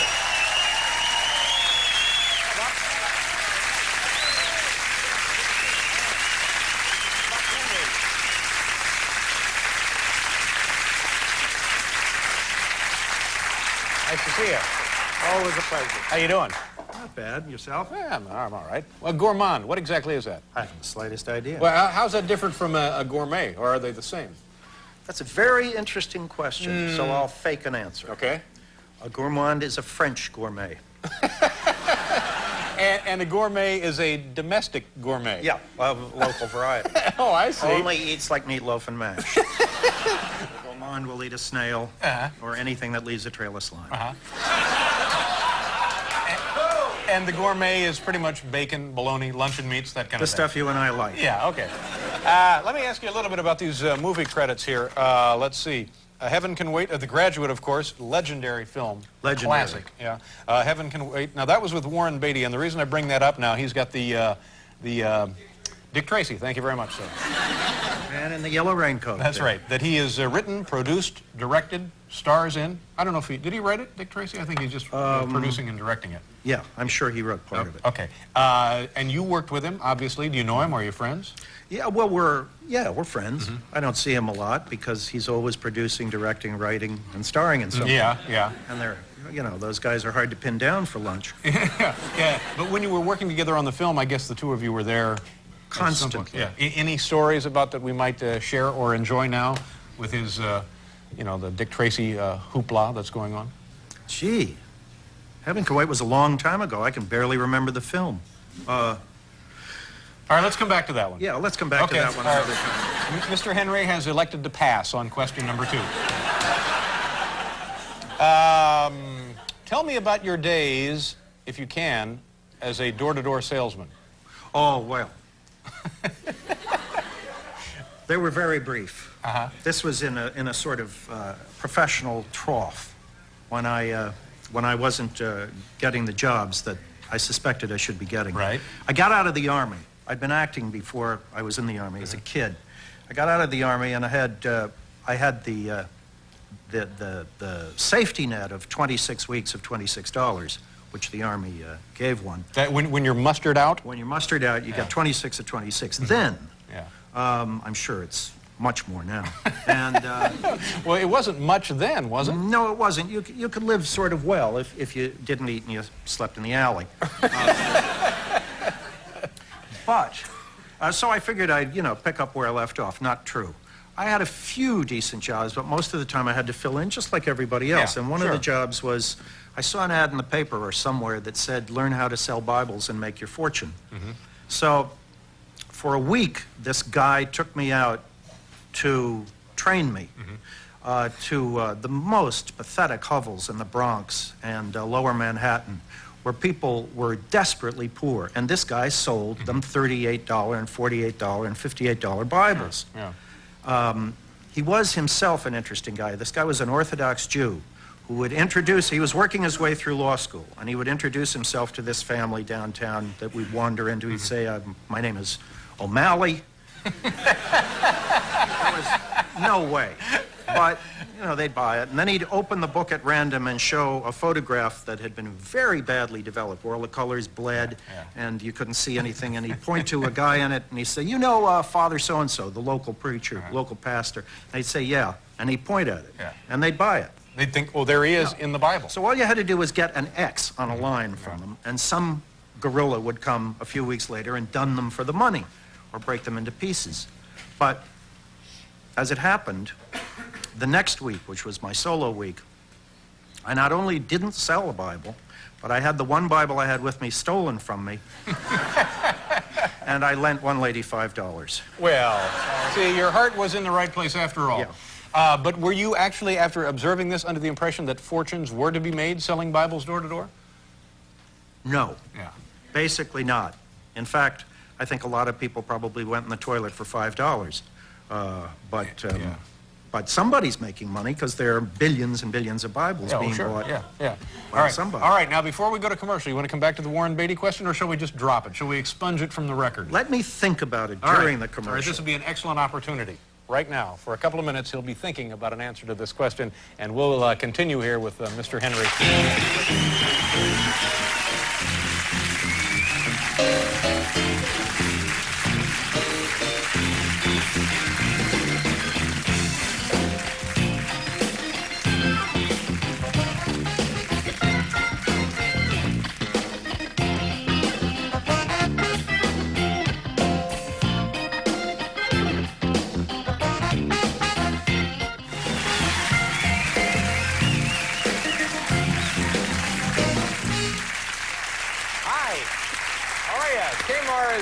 Bill Hicks is here, and of course Buck Henry is here, and we're talking about jobs. So you say you acted before you went into the service? Yeah, when I was a kid. And were you an actor in the service? Well, USO shows, that yes kind of and no. I started as a helicopter mechanic, but so many of them fell down, and they hate that. That a friend of mine got me transferred to a special service unit in Stuttgart, Germany, actually, where we put together a musical comedy that toured all the Army bases, and an original musical comedy called, I think you'll want to know, Beyond the Moon. It was very moving. We hired the first group of professional dancing singing girls that the USO had ever used after the war. Got them from England, and consequently we had to have guards wherever we went, because usually we would play a bass, and toward the middle of the performance, guys would start toward the stage. With only the nastiest things in mind. And so there would be MPs shooting in the air and kicking guys in the face to keep them away from the cast. Now, this is real entertainment, when you get weapons going off in the audience. And would you remember of course you remember your first, the first serious professional acting job you had, or for the first acting job period?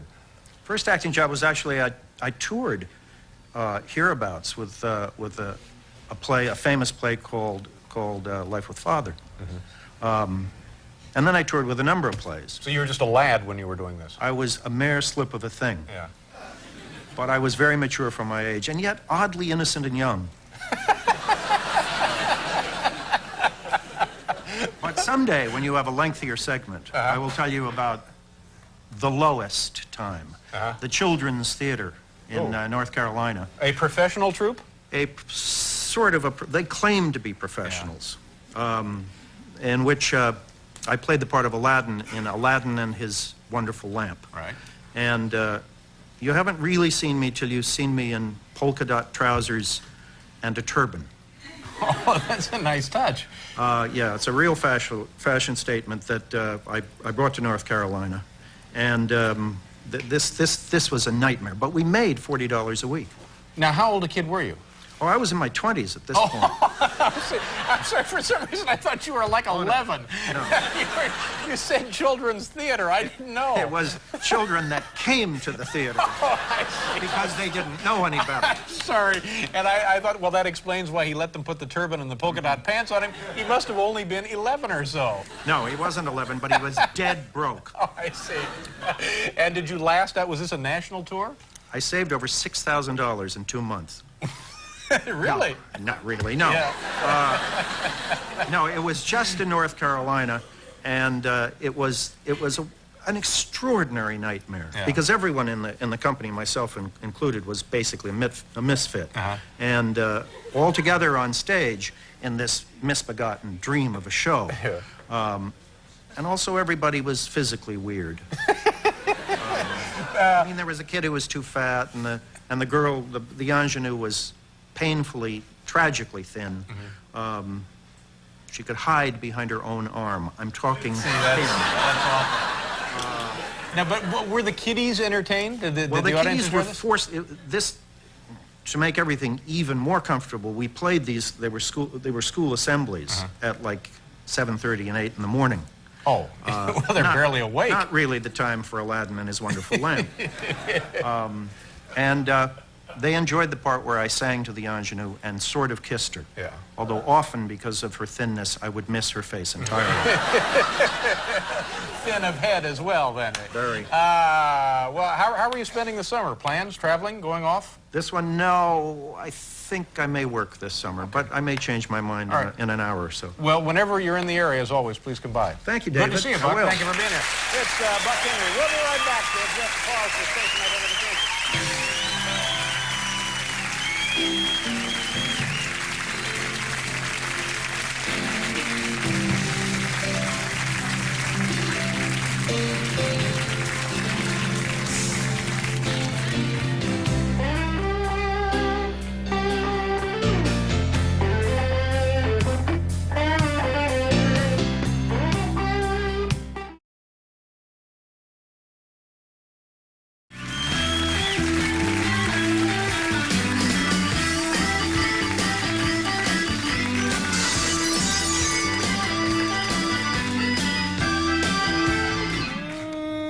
12:45.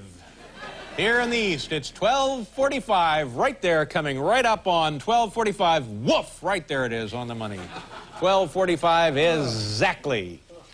Well, maybe you better shut the damn TV off and go to sleep. I better go to sleep. Our first guest is an old friend of ours, although I'm not sure he knows it. And there isn't much he hasn't done, and done well. He is an author, also an actor. His films include The Graduate, Heaven Can Wait, and others that aren't on this list now.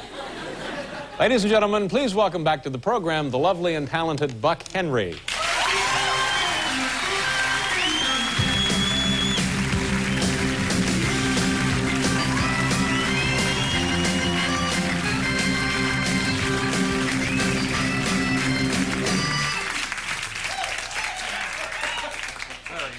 How you doing?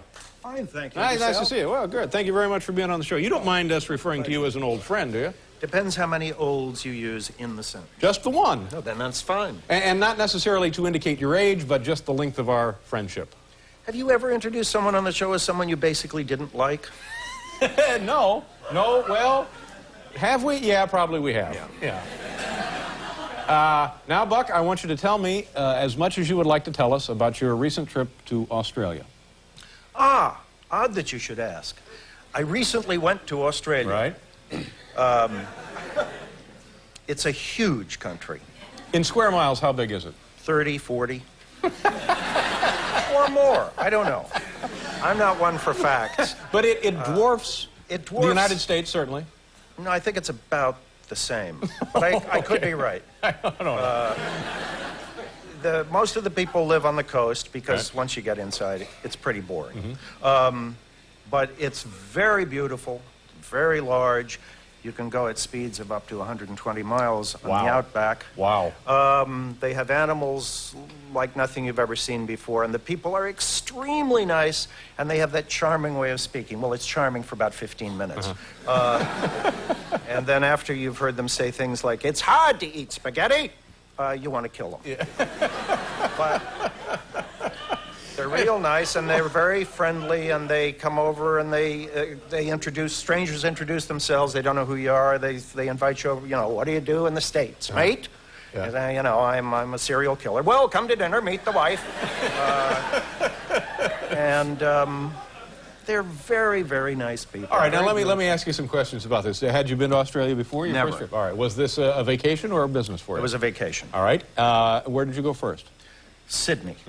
Now, Sydney is that the city we see with the opera house and the harbor With and the very big white shell and the beautiful harbor and the great seafood. Yeah, and how does it compare to New York City? Is that their largest city, Sydney?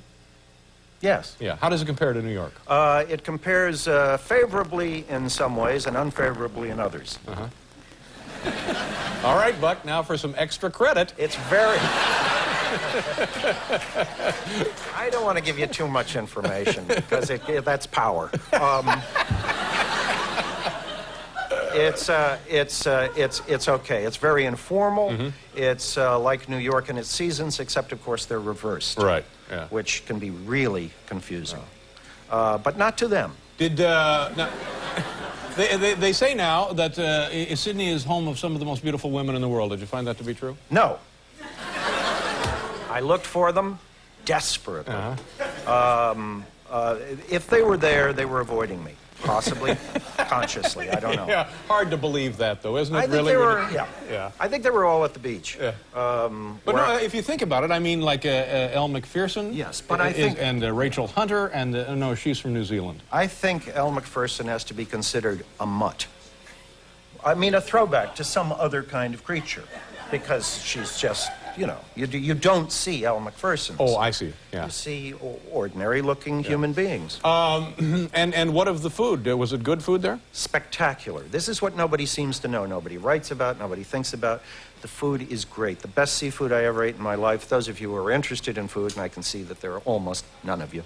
That was uncalled for. They don't care. Prawns. Wait a minute. Do you like prawns? Oh, man, do I ever? I'm talking...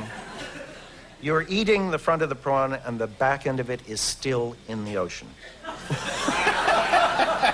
A slight exaggeration, but... It's just that fresh. It's that fresh, it's that huge. The food is brought to your table by lobsters.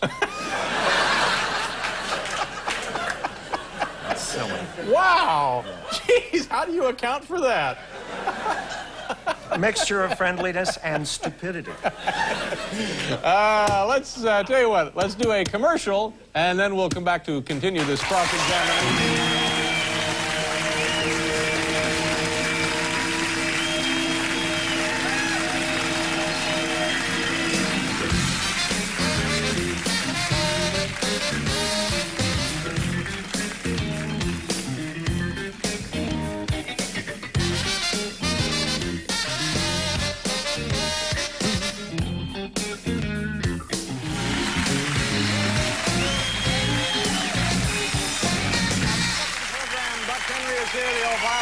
baseball players, and John Paxson from the Chicago Bulls will be out here a little bit later.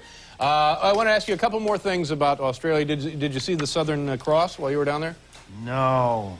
I think it wasn't there when I was there. Really? It was not in the sky? Yeah, well, it was their winter, so who knows? Yeah. I don't know. Yeah. See, that would be the first thing I would look for. And when I got off the plane, I would pester people in the airport, and the cab driver, I would drive him nuts until I saw it. It's just one of those things where I think, I wish I could see that before I die. Ah, well, I hope you do. Yeah.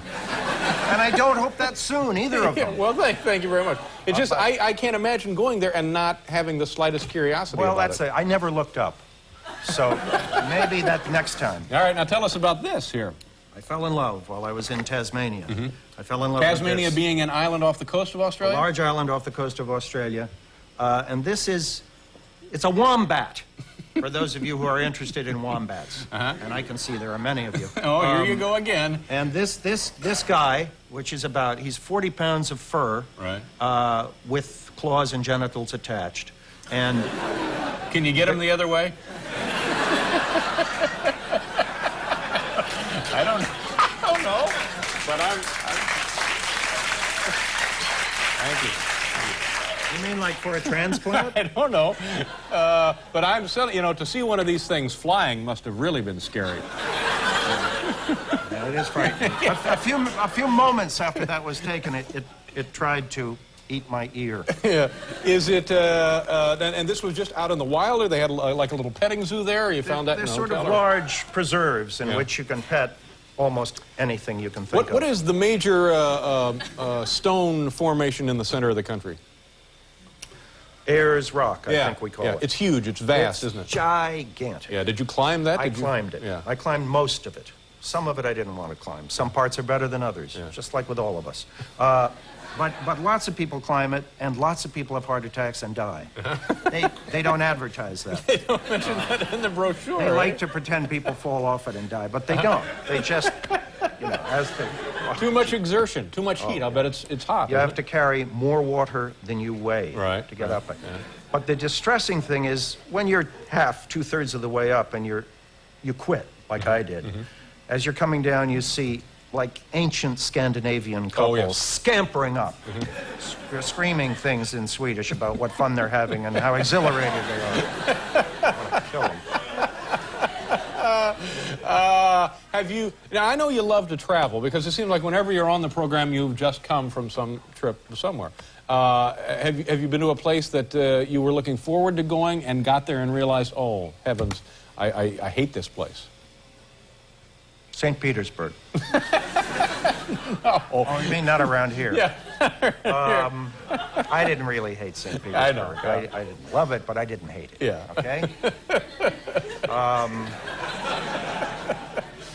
Uruguay was a bit of a disappointment, as it is to most of the people there. Yeah.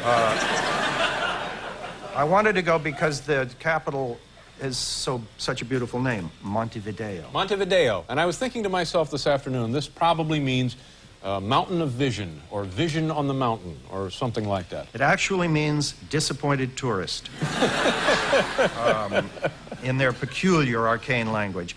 Yeah, it would mean Something, Montevideo. yeah, It would mean, vision of the mountain. Wow, I see a mountain, Yeah. which Yeah. probably is the first thing the Spaniards said when they got there. It's sort of boring, and they're still recovering from almost the entire population having been given electric shock by their police department. Now, why did you select? This is based purely on the idea of the name Montevideo. You said, I want to go down there. Well, I was across the water in Buenos Aires, Uh-huh. and I kept looking at Montevideo and saying, I think You'd like to be we ought to there, go yeah. there. Go over there and be roughed up by the police. Yeah. And I did, and we were.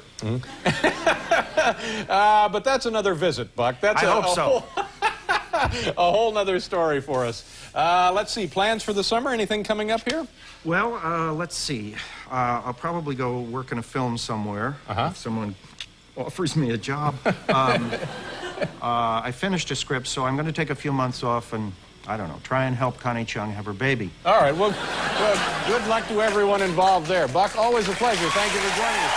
Look, it's Buck Henry. We'll be right back after station.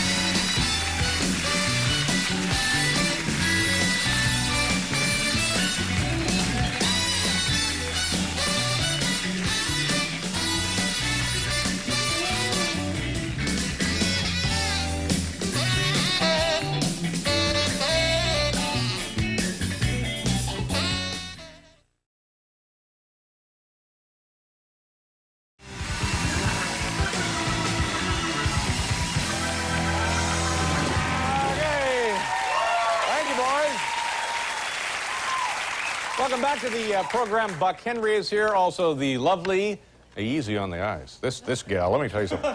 This gal is easy on the eyes. Carol Leifer and Topher Gogan. Topher. Yeah, Topher Gogan. The Norwegian cough lozenge. No. Topher Gogan. When you feel one of those awful wintertime colds coming on, right, pop a couple of Topher Gogans. He's a very nice young man from Alma, Michigan, 11 years old, and he publishes 4 times a month his own sporting newsletter. That's incredible. How old is he again? 11 years old. Yeah, I met him before the show. Yeah. When I was 11, just to put this in perspective, when I was 11, I was driving a truck. Hard to believe. So, Paul, the Fatwood arrived, eh? Fatwood arrived. Congratulations. Yes, yesterday. I'll be building fires for the You rest know of my anything life. about that Fatwood? It is from Georgia. That's right. It is... Hey, stop applauding. This is not a geography class. Hey, who's... It is laden with resins. Resins, heavy, dense with resins. And natural chemicals. It which, comes from the stump of the broadleaf pine. And you know, they used to make houses out of this stuff. Oh, and, now come on, did fences, they? Yeah. Really? Well, no, they'd be highly flammable. You have a house with that stuff. Dad lights his pipe up Well, at the end of the day. but you know... That's I don't true. think they made houses out of that For some stuff. reason, I read the book that it said they made houses and fences out of it, and it used to go up like that. So Oh, I don't know. I don't know why. But that's all you need to know about starting a fire is the Fatwood. Yeah. You just use 1 or 2 sticks, toss it right in there, boom. Amazing stuff. Or if you want just a little small fire, just don't even bother with the other timber, other logs. Just use the Fatwood. Just light a couple of these little sticks. Yeah.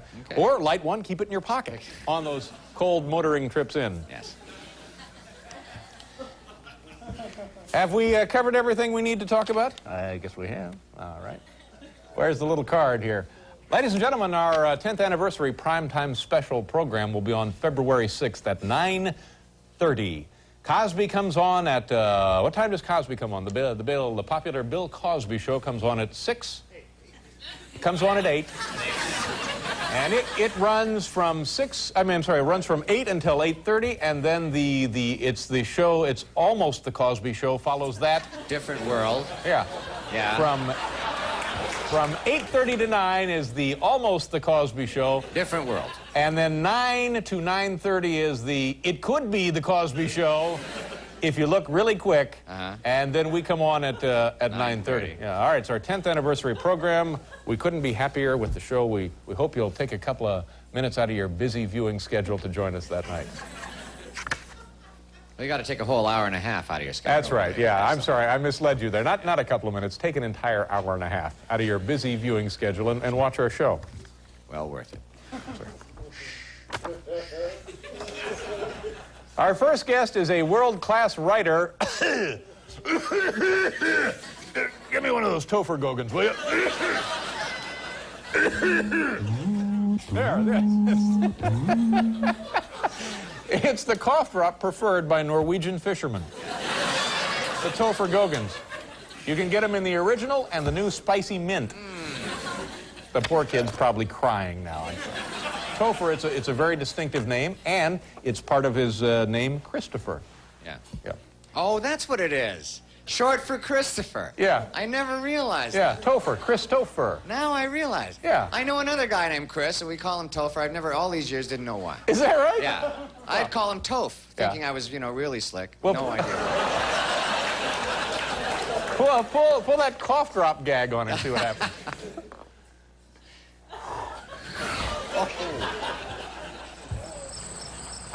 It is. It's a little like camping, isn't it, here tonight? Gosh, it's quiet. Gosh, it's peaceful. Gosh, it's serene. Our first guest is a world-class writer, actor, and traveler whose films include The Graduate and also Heaven Can Wait. Ladies and gentlemen, here he is, raconteur Buck Henry. Buck!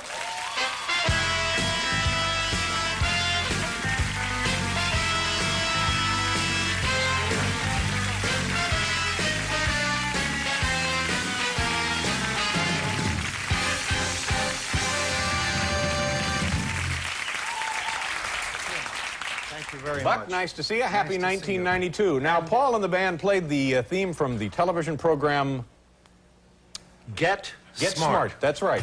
And this is a show that you created, co-created? Mel Brooks and I created Right. it together one stormy night. What can you tell us of that procedure, of that process? Absolutely nothing. There's nothing to be... It's a long, slow, meaningless process in which you sit around for a long time hoping for inspiration. Very much like tonight. As I see it. Oh, you couldn't have been that desperate. Yeah. How many years ago was that? 1965, I think. And the show came on the air, was a NBC show or a CBS show? As I remember it, and I remember almost everything incorrectly, we wrote the show for ABC. And when they saw the pilot, they saw this, this goofy sort of CIA guy. Don Adams? And a tall, skinny, beautiful girl. Right. And a dog that fainted. They said it was un-American. So we moved it right to NBC. And they... Where and it was the immediately Pinkos accepted. there put it right on the air, yeah.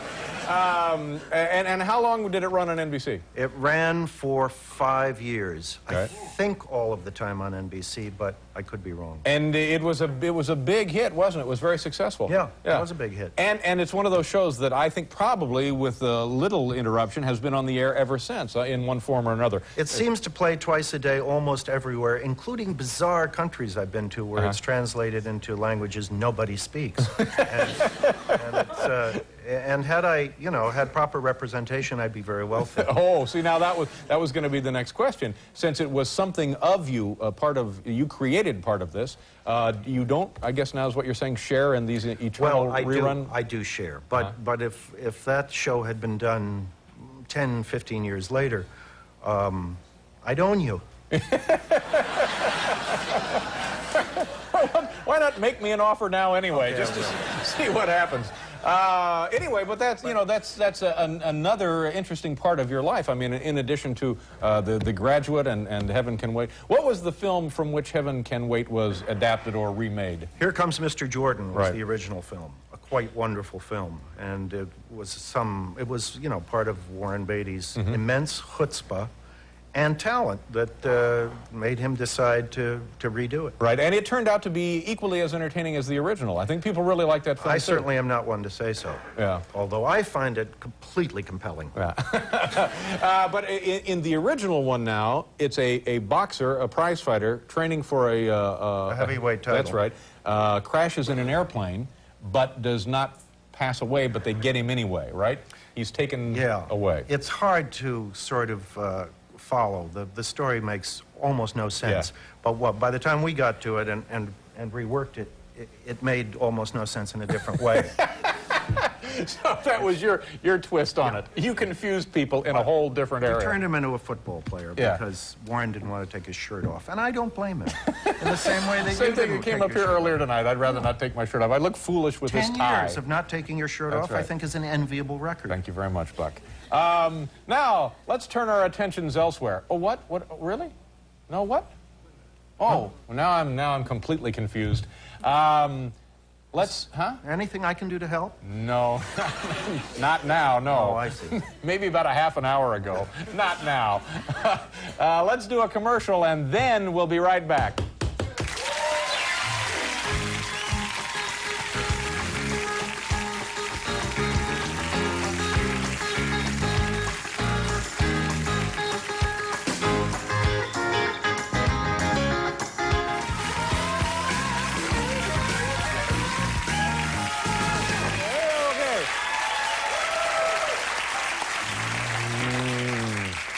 What was that, Paul? It's Jackson 5, isn't it? Yeah, I want you back. All right. 1970. Buck Henry is here, Carol Leifer is here, and Topher Gogan will be out a little bit later, ladies and gentlemen.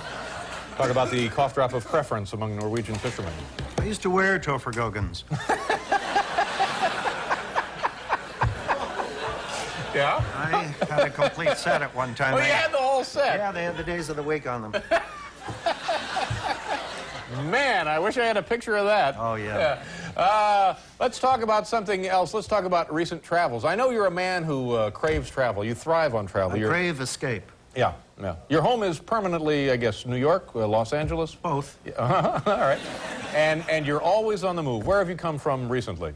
Africa, actually. Really? I just got back You've a week been there or so before, ago. haven't you? I have, Yeah, yeah. yeah. I have safaried. This time I wandered around several countries. What are your observations? What did you notice? What can you share with us now?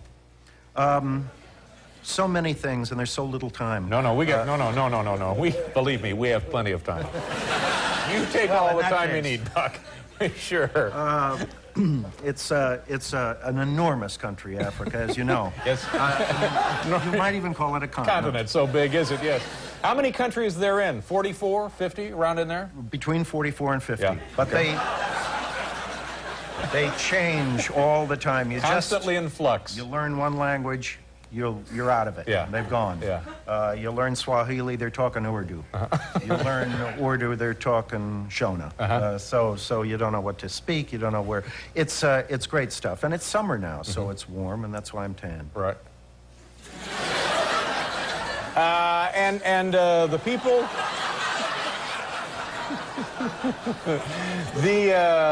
the people, the food, the countryside, the culture. What caught your fancy? It's rich in all of those things. Both the people, the food, the countryside, and the culture. Very beautiful. There are wild beasts that, if you're not careful, will kill you and devour you. Wow. So there's something to, there's every reason to keep looking behind you all the time. And when you travel, do you travel with friends? Do you travel with a group? Are you? Well, yeah, I travel with friends, sometimes a group, sometimes strangers. Sometimes I'll take whatever I can get. There's a pattern to this interrogation, Buck.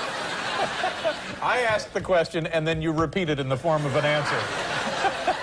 I didn't think you'd ever wise up to that. Now, in addition to traveling, I know that you...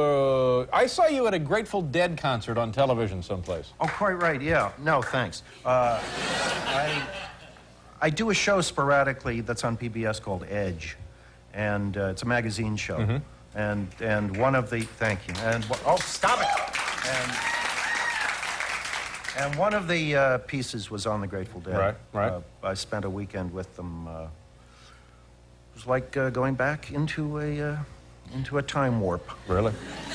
But they are great. Yeah. And you also visited the Ronald Reagan Library. Well, you weren't there for the dedication, were you? I was there for the dedication. Really? Yeah, How did you get an opening invitation? Day. I weaseled one out of the... I don't know how I got one. Well, PBS got it out of them. And this was also part of the magazine. Yeah, this I is see. part of the Okay. show. I did the opening of the Nixon Museum also. Nixon Museum Library and Homestead. A place you should all visit for a long rest. And the Reagan Museum, which opened in when? Several months ago. It opened several months ago, Yeah. Buck. Thank you, Dave. It opened in a place in California called they call it Simi Valley, Yeah, but Simi Valley. they don't fool you. It's Simi Valley, Simi. and it's filled with artifacts of those great 8 years of Reaganitis. And it also has the place where he's going to be buried. Right. Well, that's interesting, I guess, isn't it? Yeah. Yeah. It's got a lot of movie stuff, naturally, because, as some of you may know, he was a movie star before he was president. Yeah, that never really came out much. No. Yeah. Usually your presidents dump that stuff. They leave it behind them. Buck, it's, gosh, I wish I could say it's been fun. That makes two of us, Dave.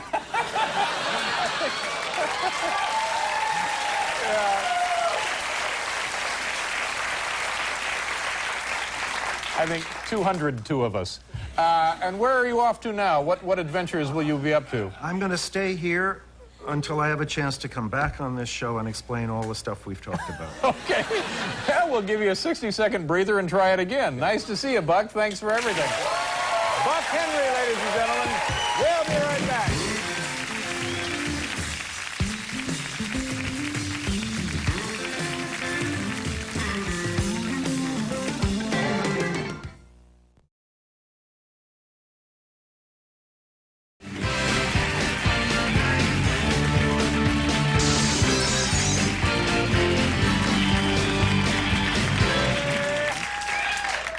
The number one item on the agenda This is the summit agenda.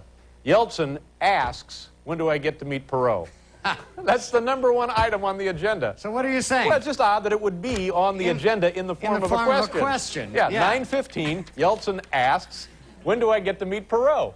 Well, but, you know, I ain't exactly at the Home Office. there you go. I got my hands full here, talking to interns.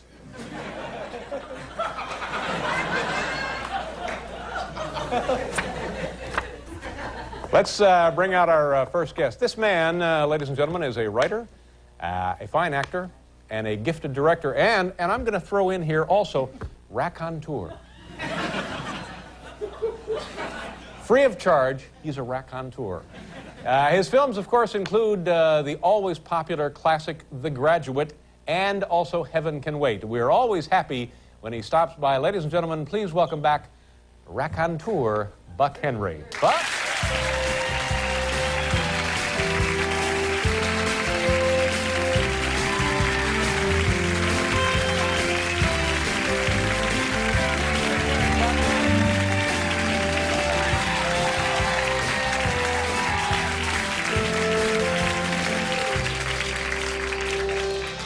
Buck, how are you? Thank you very much for that introduction. You know, you've been on the program many times, and I don't think we've ever discussed your name, Buck. Is that your given name? Is that a nickname? Is your full name Buckwheat? Oddly enough, all of those. My goodness. But you've never introduced me as Leggy either. All right, we can add that. Leggy raconteur. I used to be described as that leggy raconteur. Oh, I think I remember that period of your life, yes. Yeah. But Buck is your full name, your first name, your only name? As far as I know, it's my only name. Yeah. I didn't even have a last name at first because they thought it would be stardom and it would be like Liza or Madonna or any of those things. Cher. Just Buck. Buck, exactly. You know what I saw the other day? I went to see the motion picture The Player, which you're in. You're in one of many cameo appearances. And I'm among many thousands of people who are in it. And for people who have not seen it, although I think it's doing very, very good business, isn't it? That's what I hear. The little scene that you're in very close to the top of the movie is what? Explain that to us. Explain the scene? Yeah, what do you think I said? It's, I just like the way you said it, and I wanted to repeat it because the words seem to blend so beautifully together. Now, don't get smart, Buck, or there'll be no hot meal. What was the question again, Dave? Oh, the scene itself. Yeah. Well, it's you're in there talking to Tim Robbins. I'm talking to Tim Robbins, who runs a studio, and I'm pitching. That's what we say out there. I'm pitching an idea for a movie. Because that's what writers do. Exactly. As your interns will soon learn. They pitch completely useless ideas for pointless films to disinterested executives. Right. But in the scene in the movie, you're pitching a sequel to the screenplay you wrote for The Graduate. I'm pitching a sequel to The Graduate, exactly. That's right, yeah. Now, as I'm watching that, I'm thinking to myself, have you ever been approached by others who want to make a sequel to The Graduate? Not only, Dave, have I been approached by others who have wanted to make a sequel to The Graduate, but when I went to the first official screening of the film, as I came out into the hallway, an executive came over to me and said, in spite of the fact that I'm making fun of the idea of a sequel to The Graduate, you know, Buck, using my full name, that's a hell of a good idea. So he liked that idea. Right away. Yeah. I mean, yeah, and it's been suggested a lot of times. Actually, shortly after The Graduate, some studios suggested there be a series made out of it. I pointed out that, you know, a television series? A television series where I have no idea. Every week, a guest star has an affair with Anne Bancroft, with his mother-in-law. You can't really argue with that as an idea. And possibly Anne would be thrilled by it, but... So now, let's go back to the screening of The Player. After the guy approached you and suggested that, what did you say to him? First of all, who was the guy? What studio was he with? Was he with a big studio? I don't know. I don't know. He said I'm from a big studio, and I believed him. My response was, it's a really lousy idea. How much is there in it for me? So despite the fact that you considered it a bad idea, you would have entertained it. Absolutely, Yeah. for enough money. Most of the things I've done were bad ideas that I did for a lot of money. Yeah. Well, yeah, but you know, I think people associate you with high quality work. Yes, well, high quality is cheaper, but it's got more quality. Yeah. Okay. Let's do a commercial. And you've been traveling. We'll talk about your. Okay. You just got back from France. Is that correct? I did indeed. Okay. We'll be back here with Buck Henry. Ladies and gentlemen.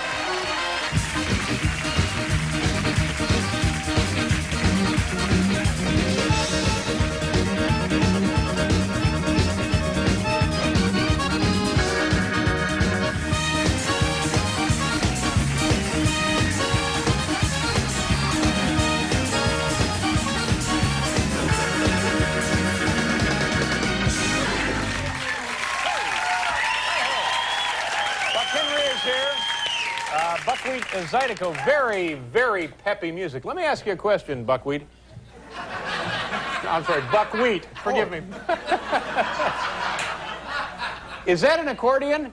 That is an accordion. Okay, great. Also, Christy Turlington will be... You can't take these things for granted.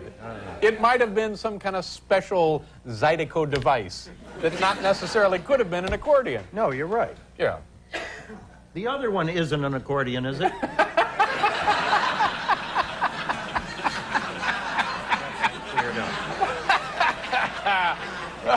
Oh, my. Buck, so tell us about your most recent trip. Where, and was it a vacation, and how did it go? I just actually yesterday came back from the south of France, from Cannes, where I was addressing a conference called, what are they called? They're called the YPO, the Young Presidents Organization. What is that? What does it mean? What do they It's a do? giant organization of guys who are presidents of their own companies. They're all under 50, and they're all very, very wealthy. They've been And very successful then in their they're pursuit. very successful. They built their own businesses. They're all over the world. They're all interesting. And they get together every year, several times. They go to exotic places, and they eat a lot of good food, and they talk to each other. And they have people come and tell them about different businesses. And it's a giant, really interesting free ride.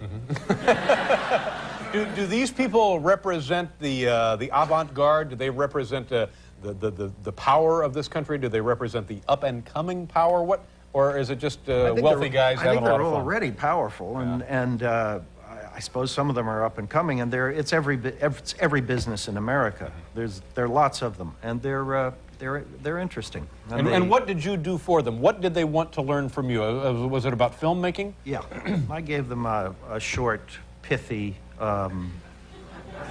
vaguely interesting talk about how films are made.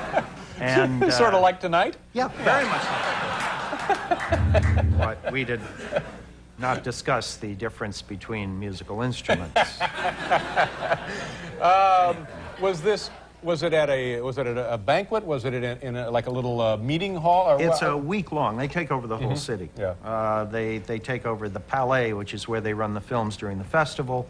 They take over all the best restaurants. They take over the beach. They go to the casinos? They go to the casinos. Yeah. They have a huge party at the end of it.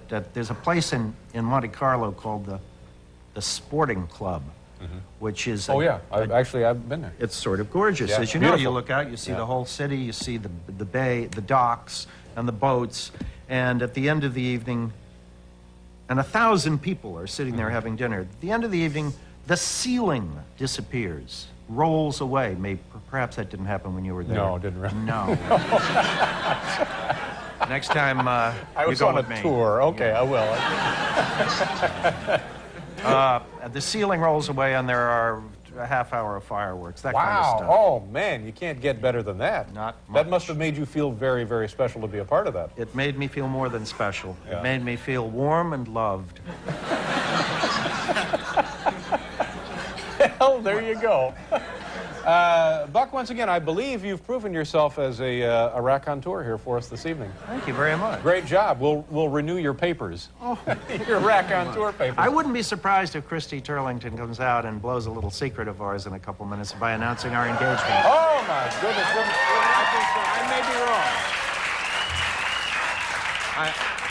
I may be wrong. Possibly she wants to keep this quiet. But so, We'll just see how it goes. We'll play it by ear. Buck, good to see you. Have a lovely summer. Thank you for being here. Buck Henry, ladies and gentlemen. We'll be right back.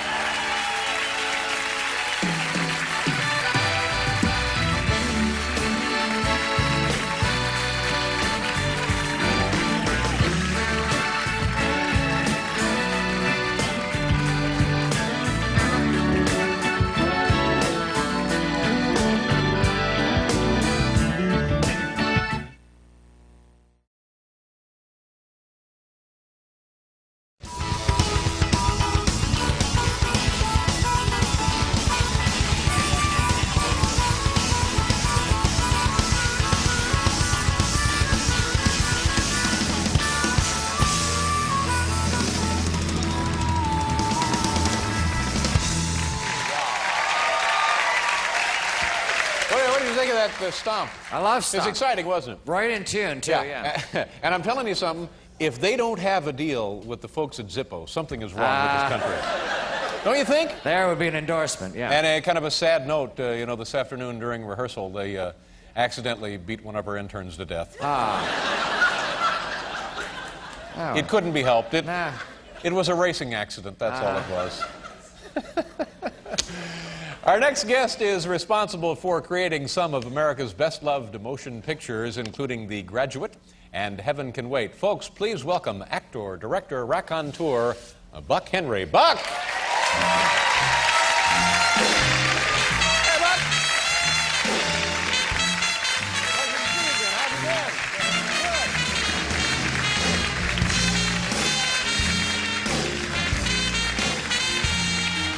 Good. Yowza. Buck, nice to see you. I haven't seen you in quite some time. It's been a long... Uh-oh. It's been a long, There you go. long time. Thank you very much. And God knows... I remember there was a time when we had glass in those windows. That's right. It went right through it. Yes, it did. I have to congratulate you on this. It's very interesting. Well, I I'm had very nothing to do with it, excited. but it turned out Beautiful wonderfully, theater, didn't it? It's a wonderful lovely place, show. yeah. Again, now, a lot of people... And your gigantic new nephew. Thank you very much. He's quite a tub, isn't he? I have never been on a talk show where the host has actually confessed to having a Leviathan like child born into the family. I'm not sure that Leviathan is the correct term here. Well, with so many of the guests, and we do this, and maybe we're driving people nuts with it, but this was a part of a lot of people's lives and careers. I think you worked in this theater, not on the Ed Sullivan Show, did. but on a different show. What one was that? On the Gary Moore Show. Gary for Moore, 2 tell us years. about that show. It was a more innocent time. Sure. Comedy was good. I don't think there's anything you've said tonight that could have been said backstage at the Gary Moore Show.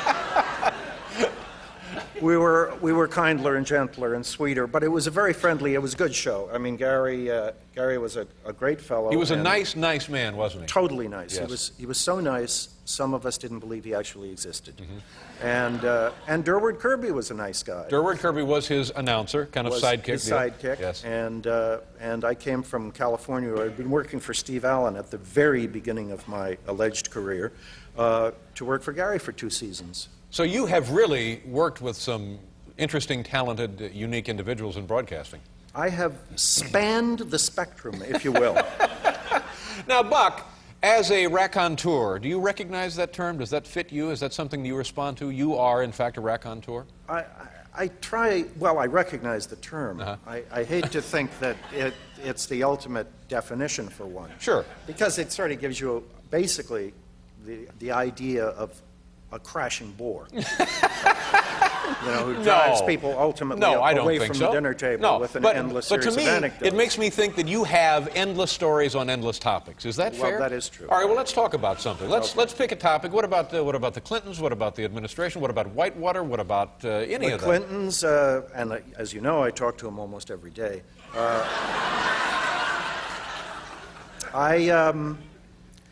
I'm a little disturbed with the latest stuff. I mean, who isn't? Yesterday or the day before, when he said he discovered the $20,000 that was missing that he'd loaned to Mom. Now, he forgot about it. Come on, I lent my mother $20 once, and I hounded her till she died.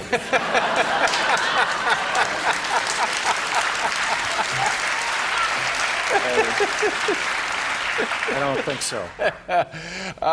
And the other thing that I know about you is you travel. You get a great deal of pleasure from travel. Have you come from an exotic location recently? Since I've seen you, I have been, the only foreign place I've been to is Costa Rica. Costa Rica is in Central America. Which is still in Central America and is very, very beautiful. And I recommend that all of you go there for a while. After tonight, of course. Yeah, no, making plans now. Folks hailing cabs for Costa Rica. Don't worry, they won't find that either. It's gorgeous. What do you do there? What is life like there? Actually, it's very quiet. It's very peaceful. It's the only country around that doesn't have an army, which either should scare you or delight you, depending on your point of view. And you see beautiful cloud forests and strange animals and blue waters. And is it safe? Is it jungle-like? Were you in the jungle? Did you get bitten? It's jungle-like. The most dangerous thing about it is rice and beans 3 times a day. Oh, yeah, well, sure. Yeah, I think we all get that picture. Carbo. Yes. You had trouble in the tent, of course, yeah. So, yeah, it's good. But do you go out there, do you take pictures? Do you hike? Take a lot of pictures. You hike, you climb. You swim, you do all those things that exhaust me simply talking about. Yeah.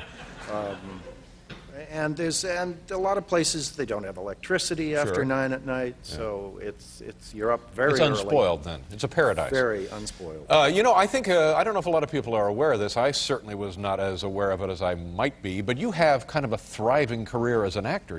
I know of 2 films recently you've been in: the Robert Altman Shortcuts you were in, and then the Grumpy Old Men. Yeah. Yeah, well, it's not thriving, but, you know, it passes the time. I was in Cabin Boy. You were in Cabin Boy.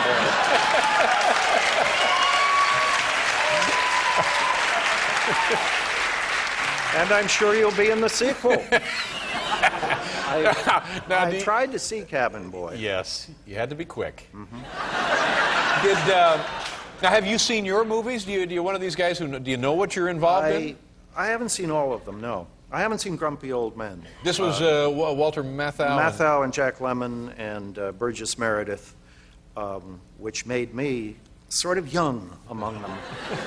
Made me the juvenile, almost. But I haven't seen it. I have seen Shortcuts several times. You play a fisherman now. I do play a fisherman. Yeah. You fish, don't you? I haven't fished in, years. Ah, well. I'm not a raconteur. I don't need a story there about fishing. Well, I hadn't fished for years either, since I was a small person. Yes, did you enjoy it? Yeah, it was fun, even though we were fishing in a river that unaccountably had no fish in it. That takes the sport out of it, doesn't it? Well, it means you have to be really patient. You can do that in your house. We have to pause here, Buck, for a commercial. We'll continue visiting with our friend right after this, folks. Come on back.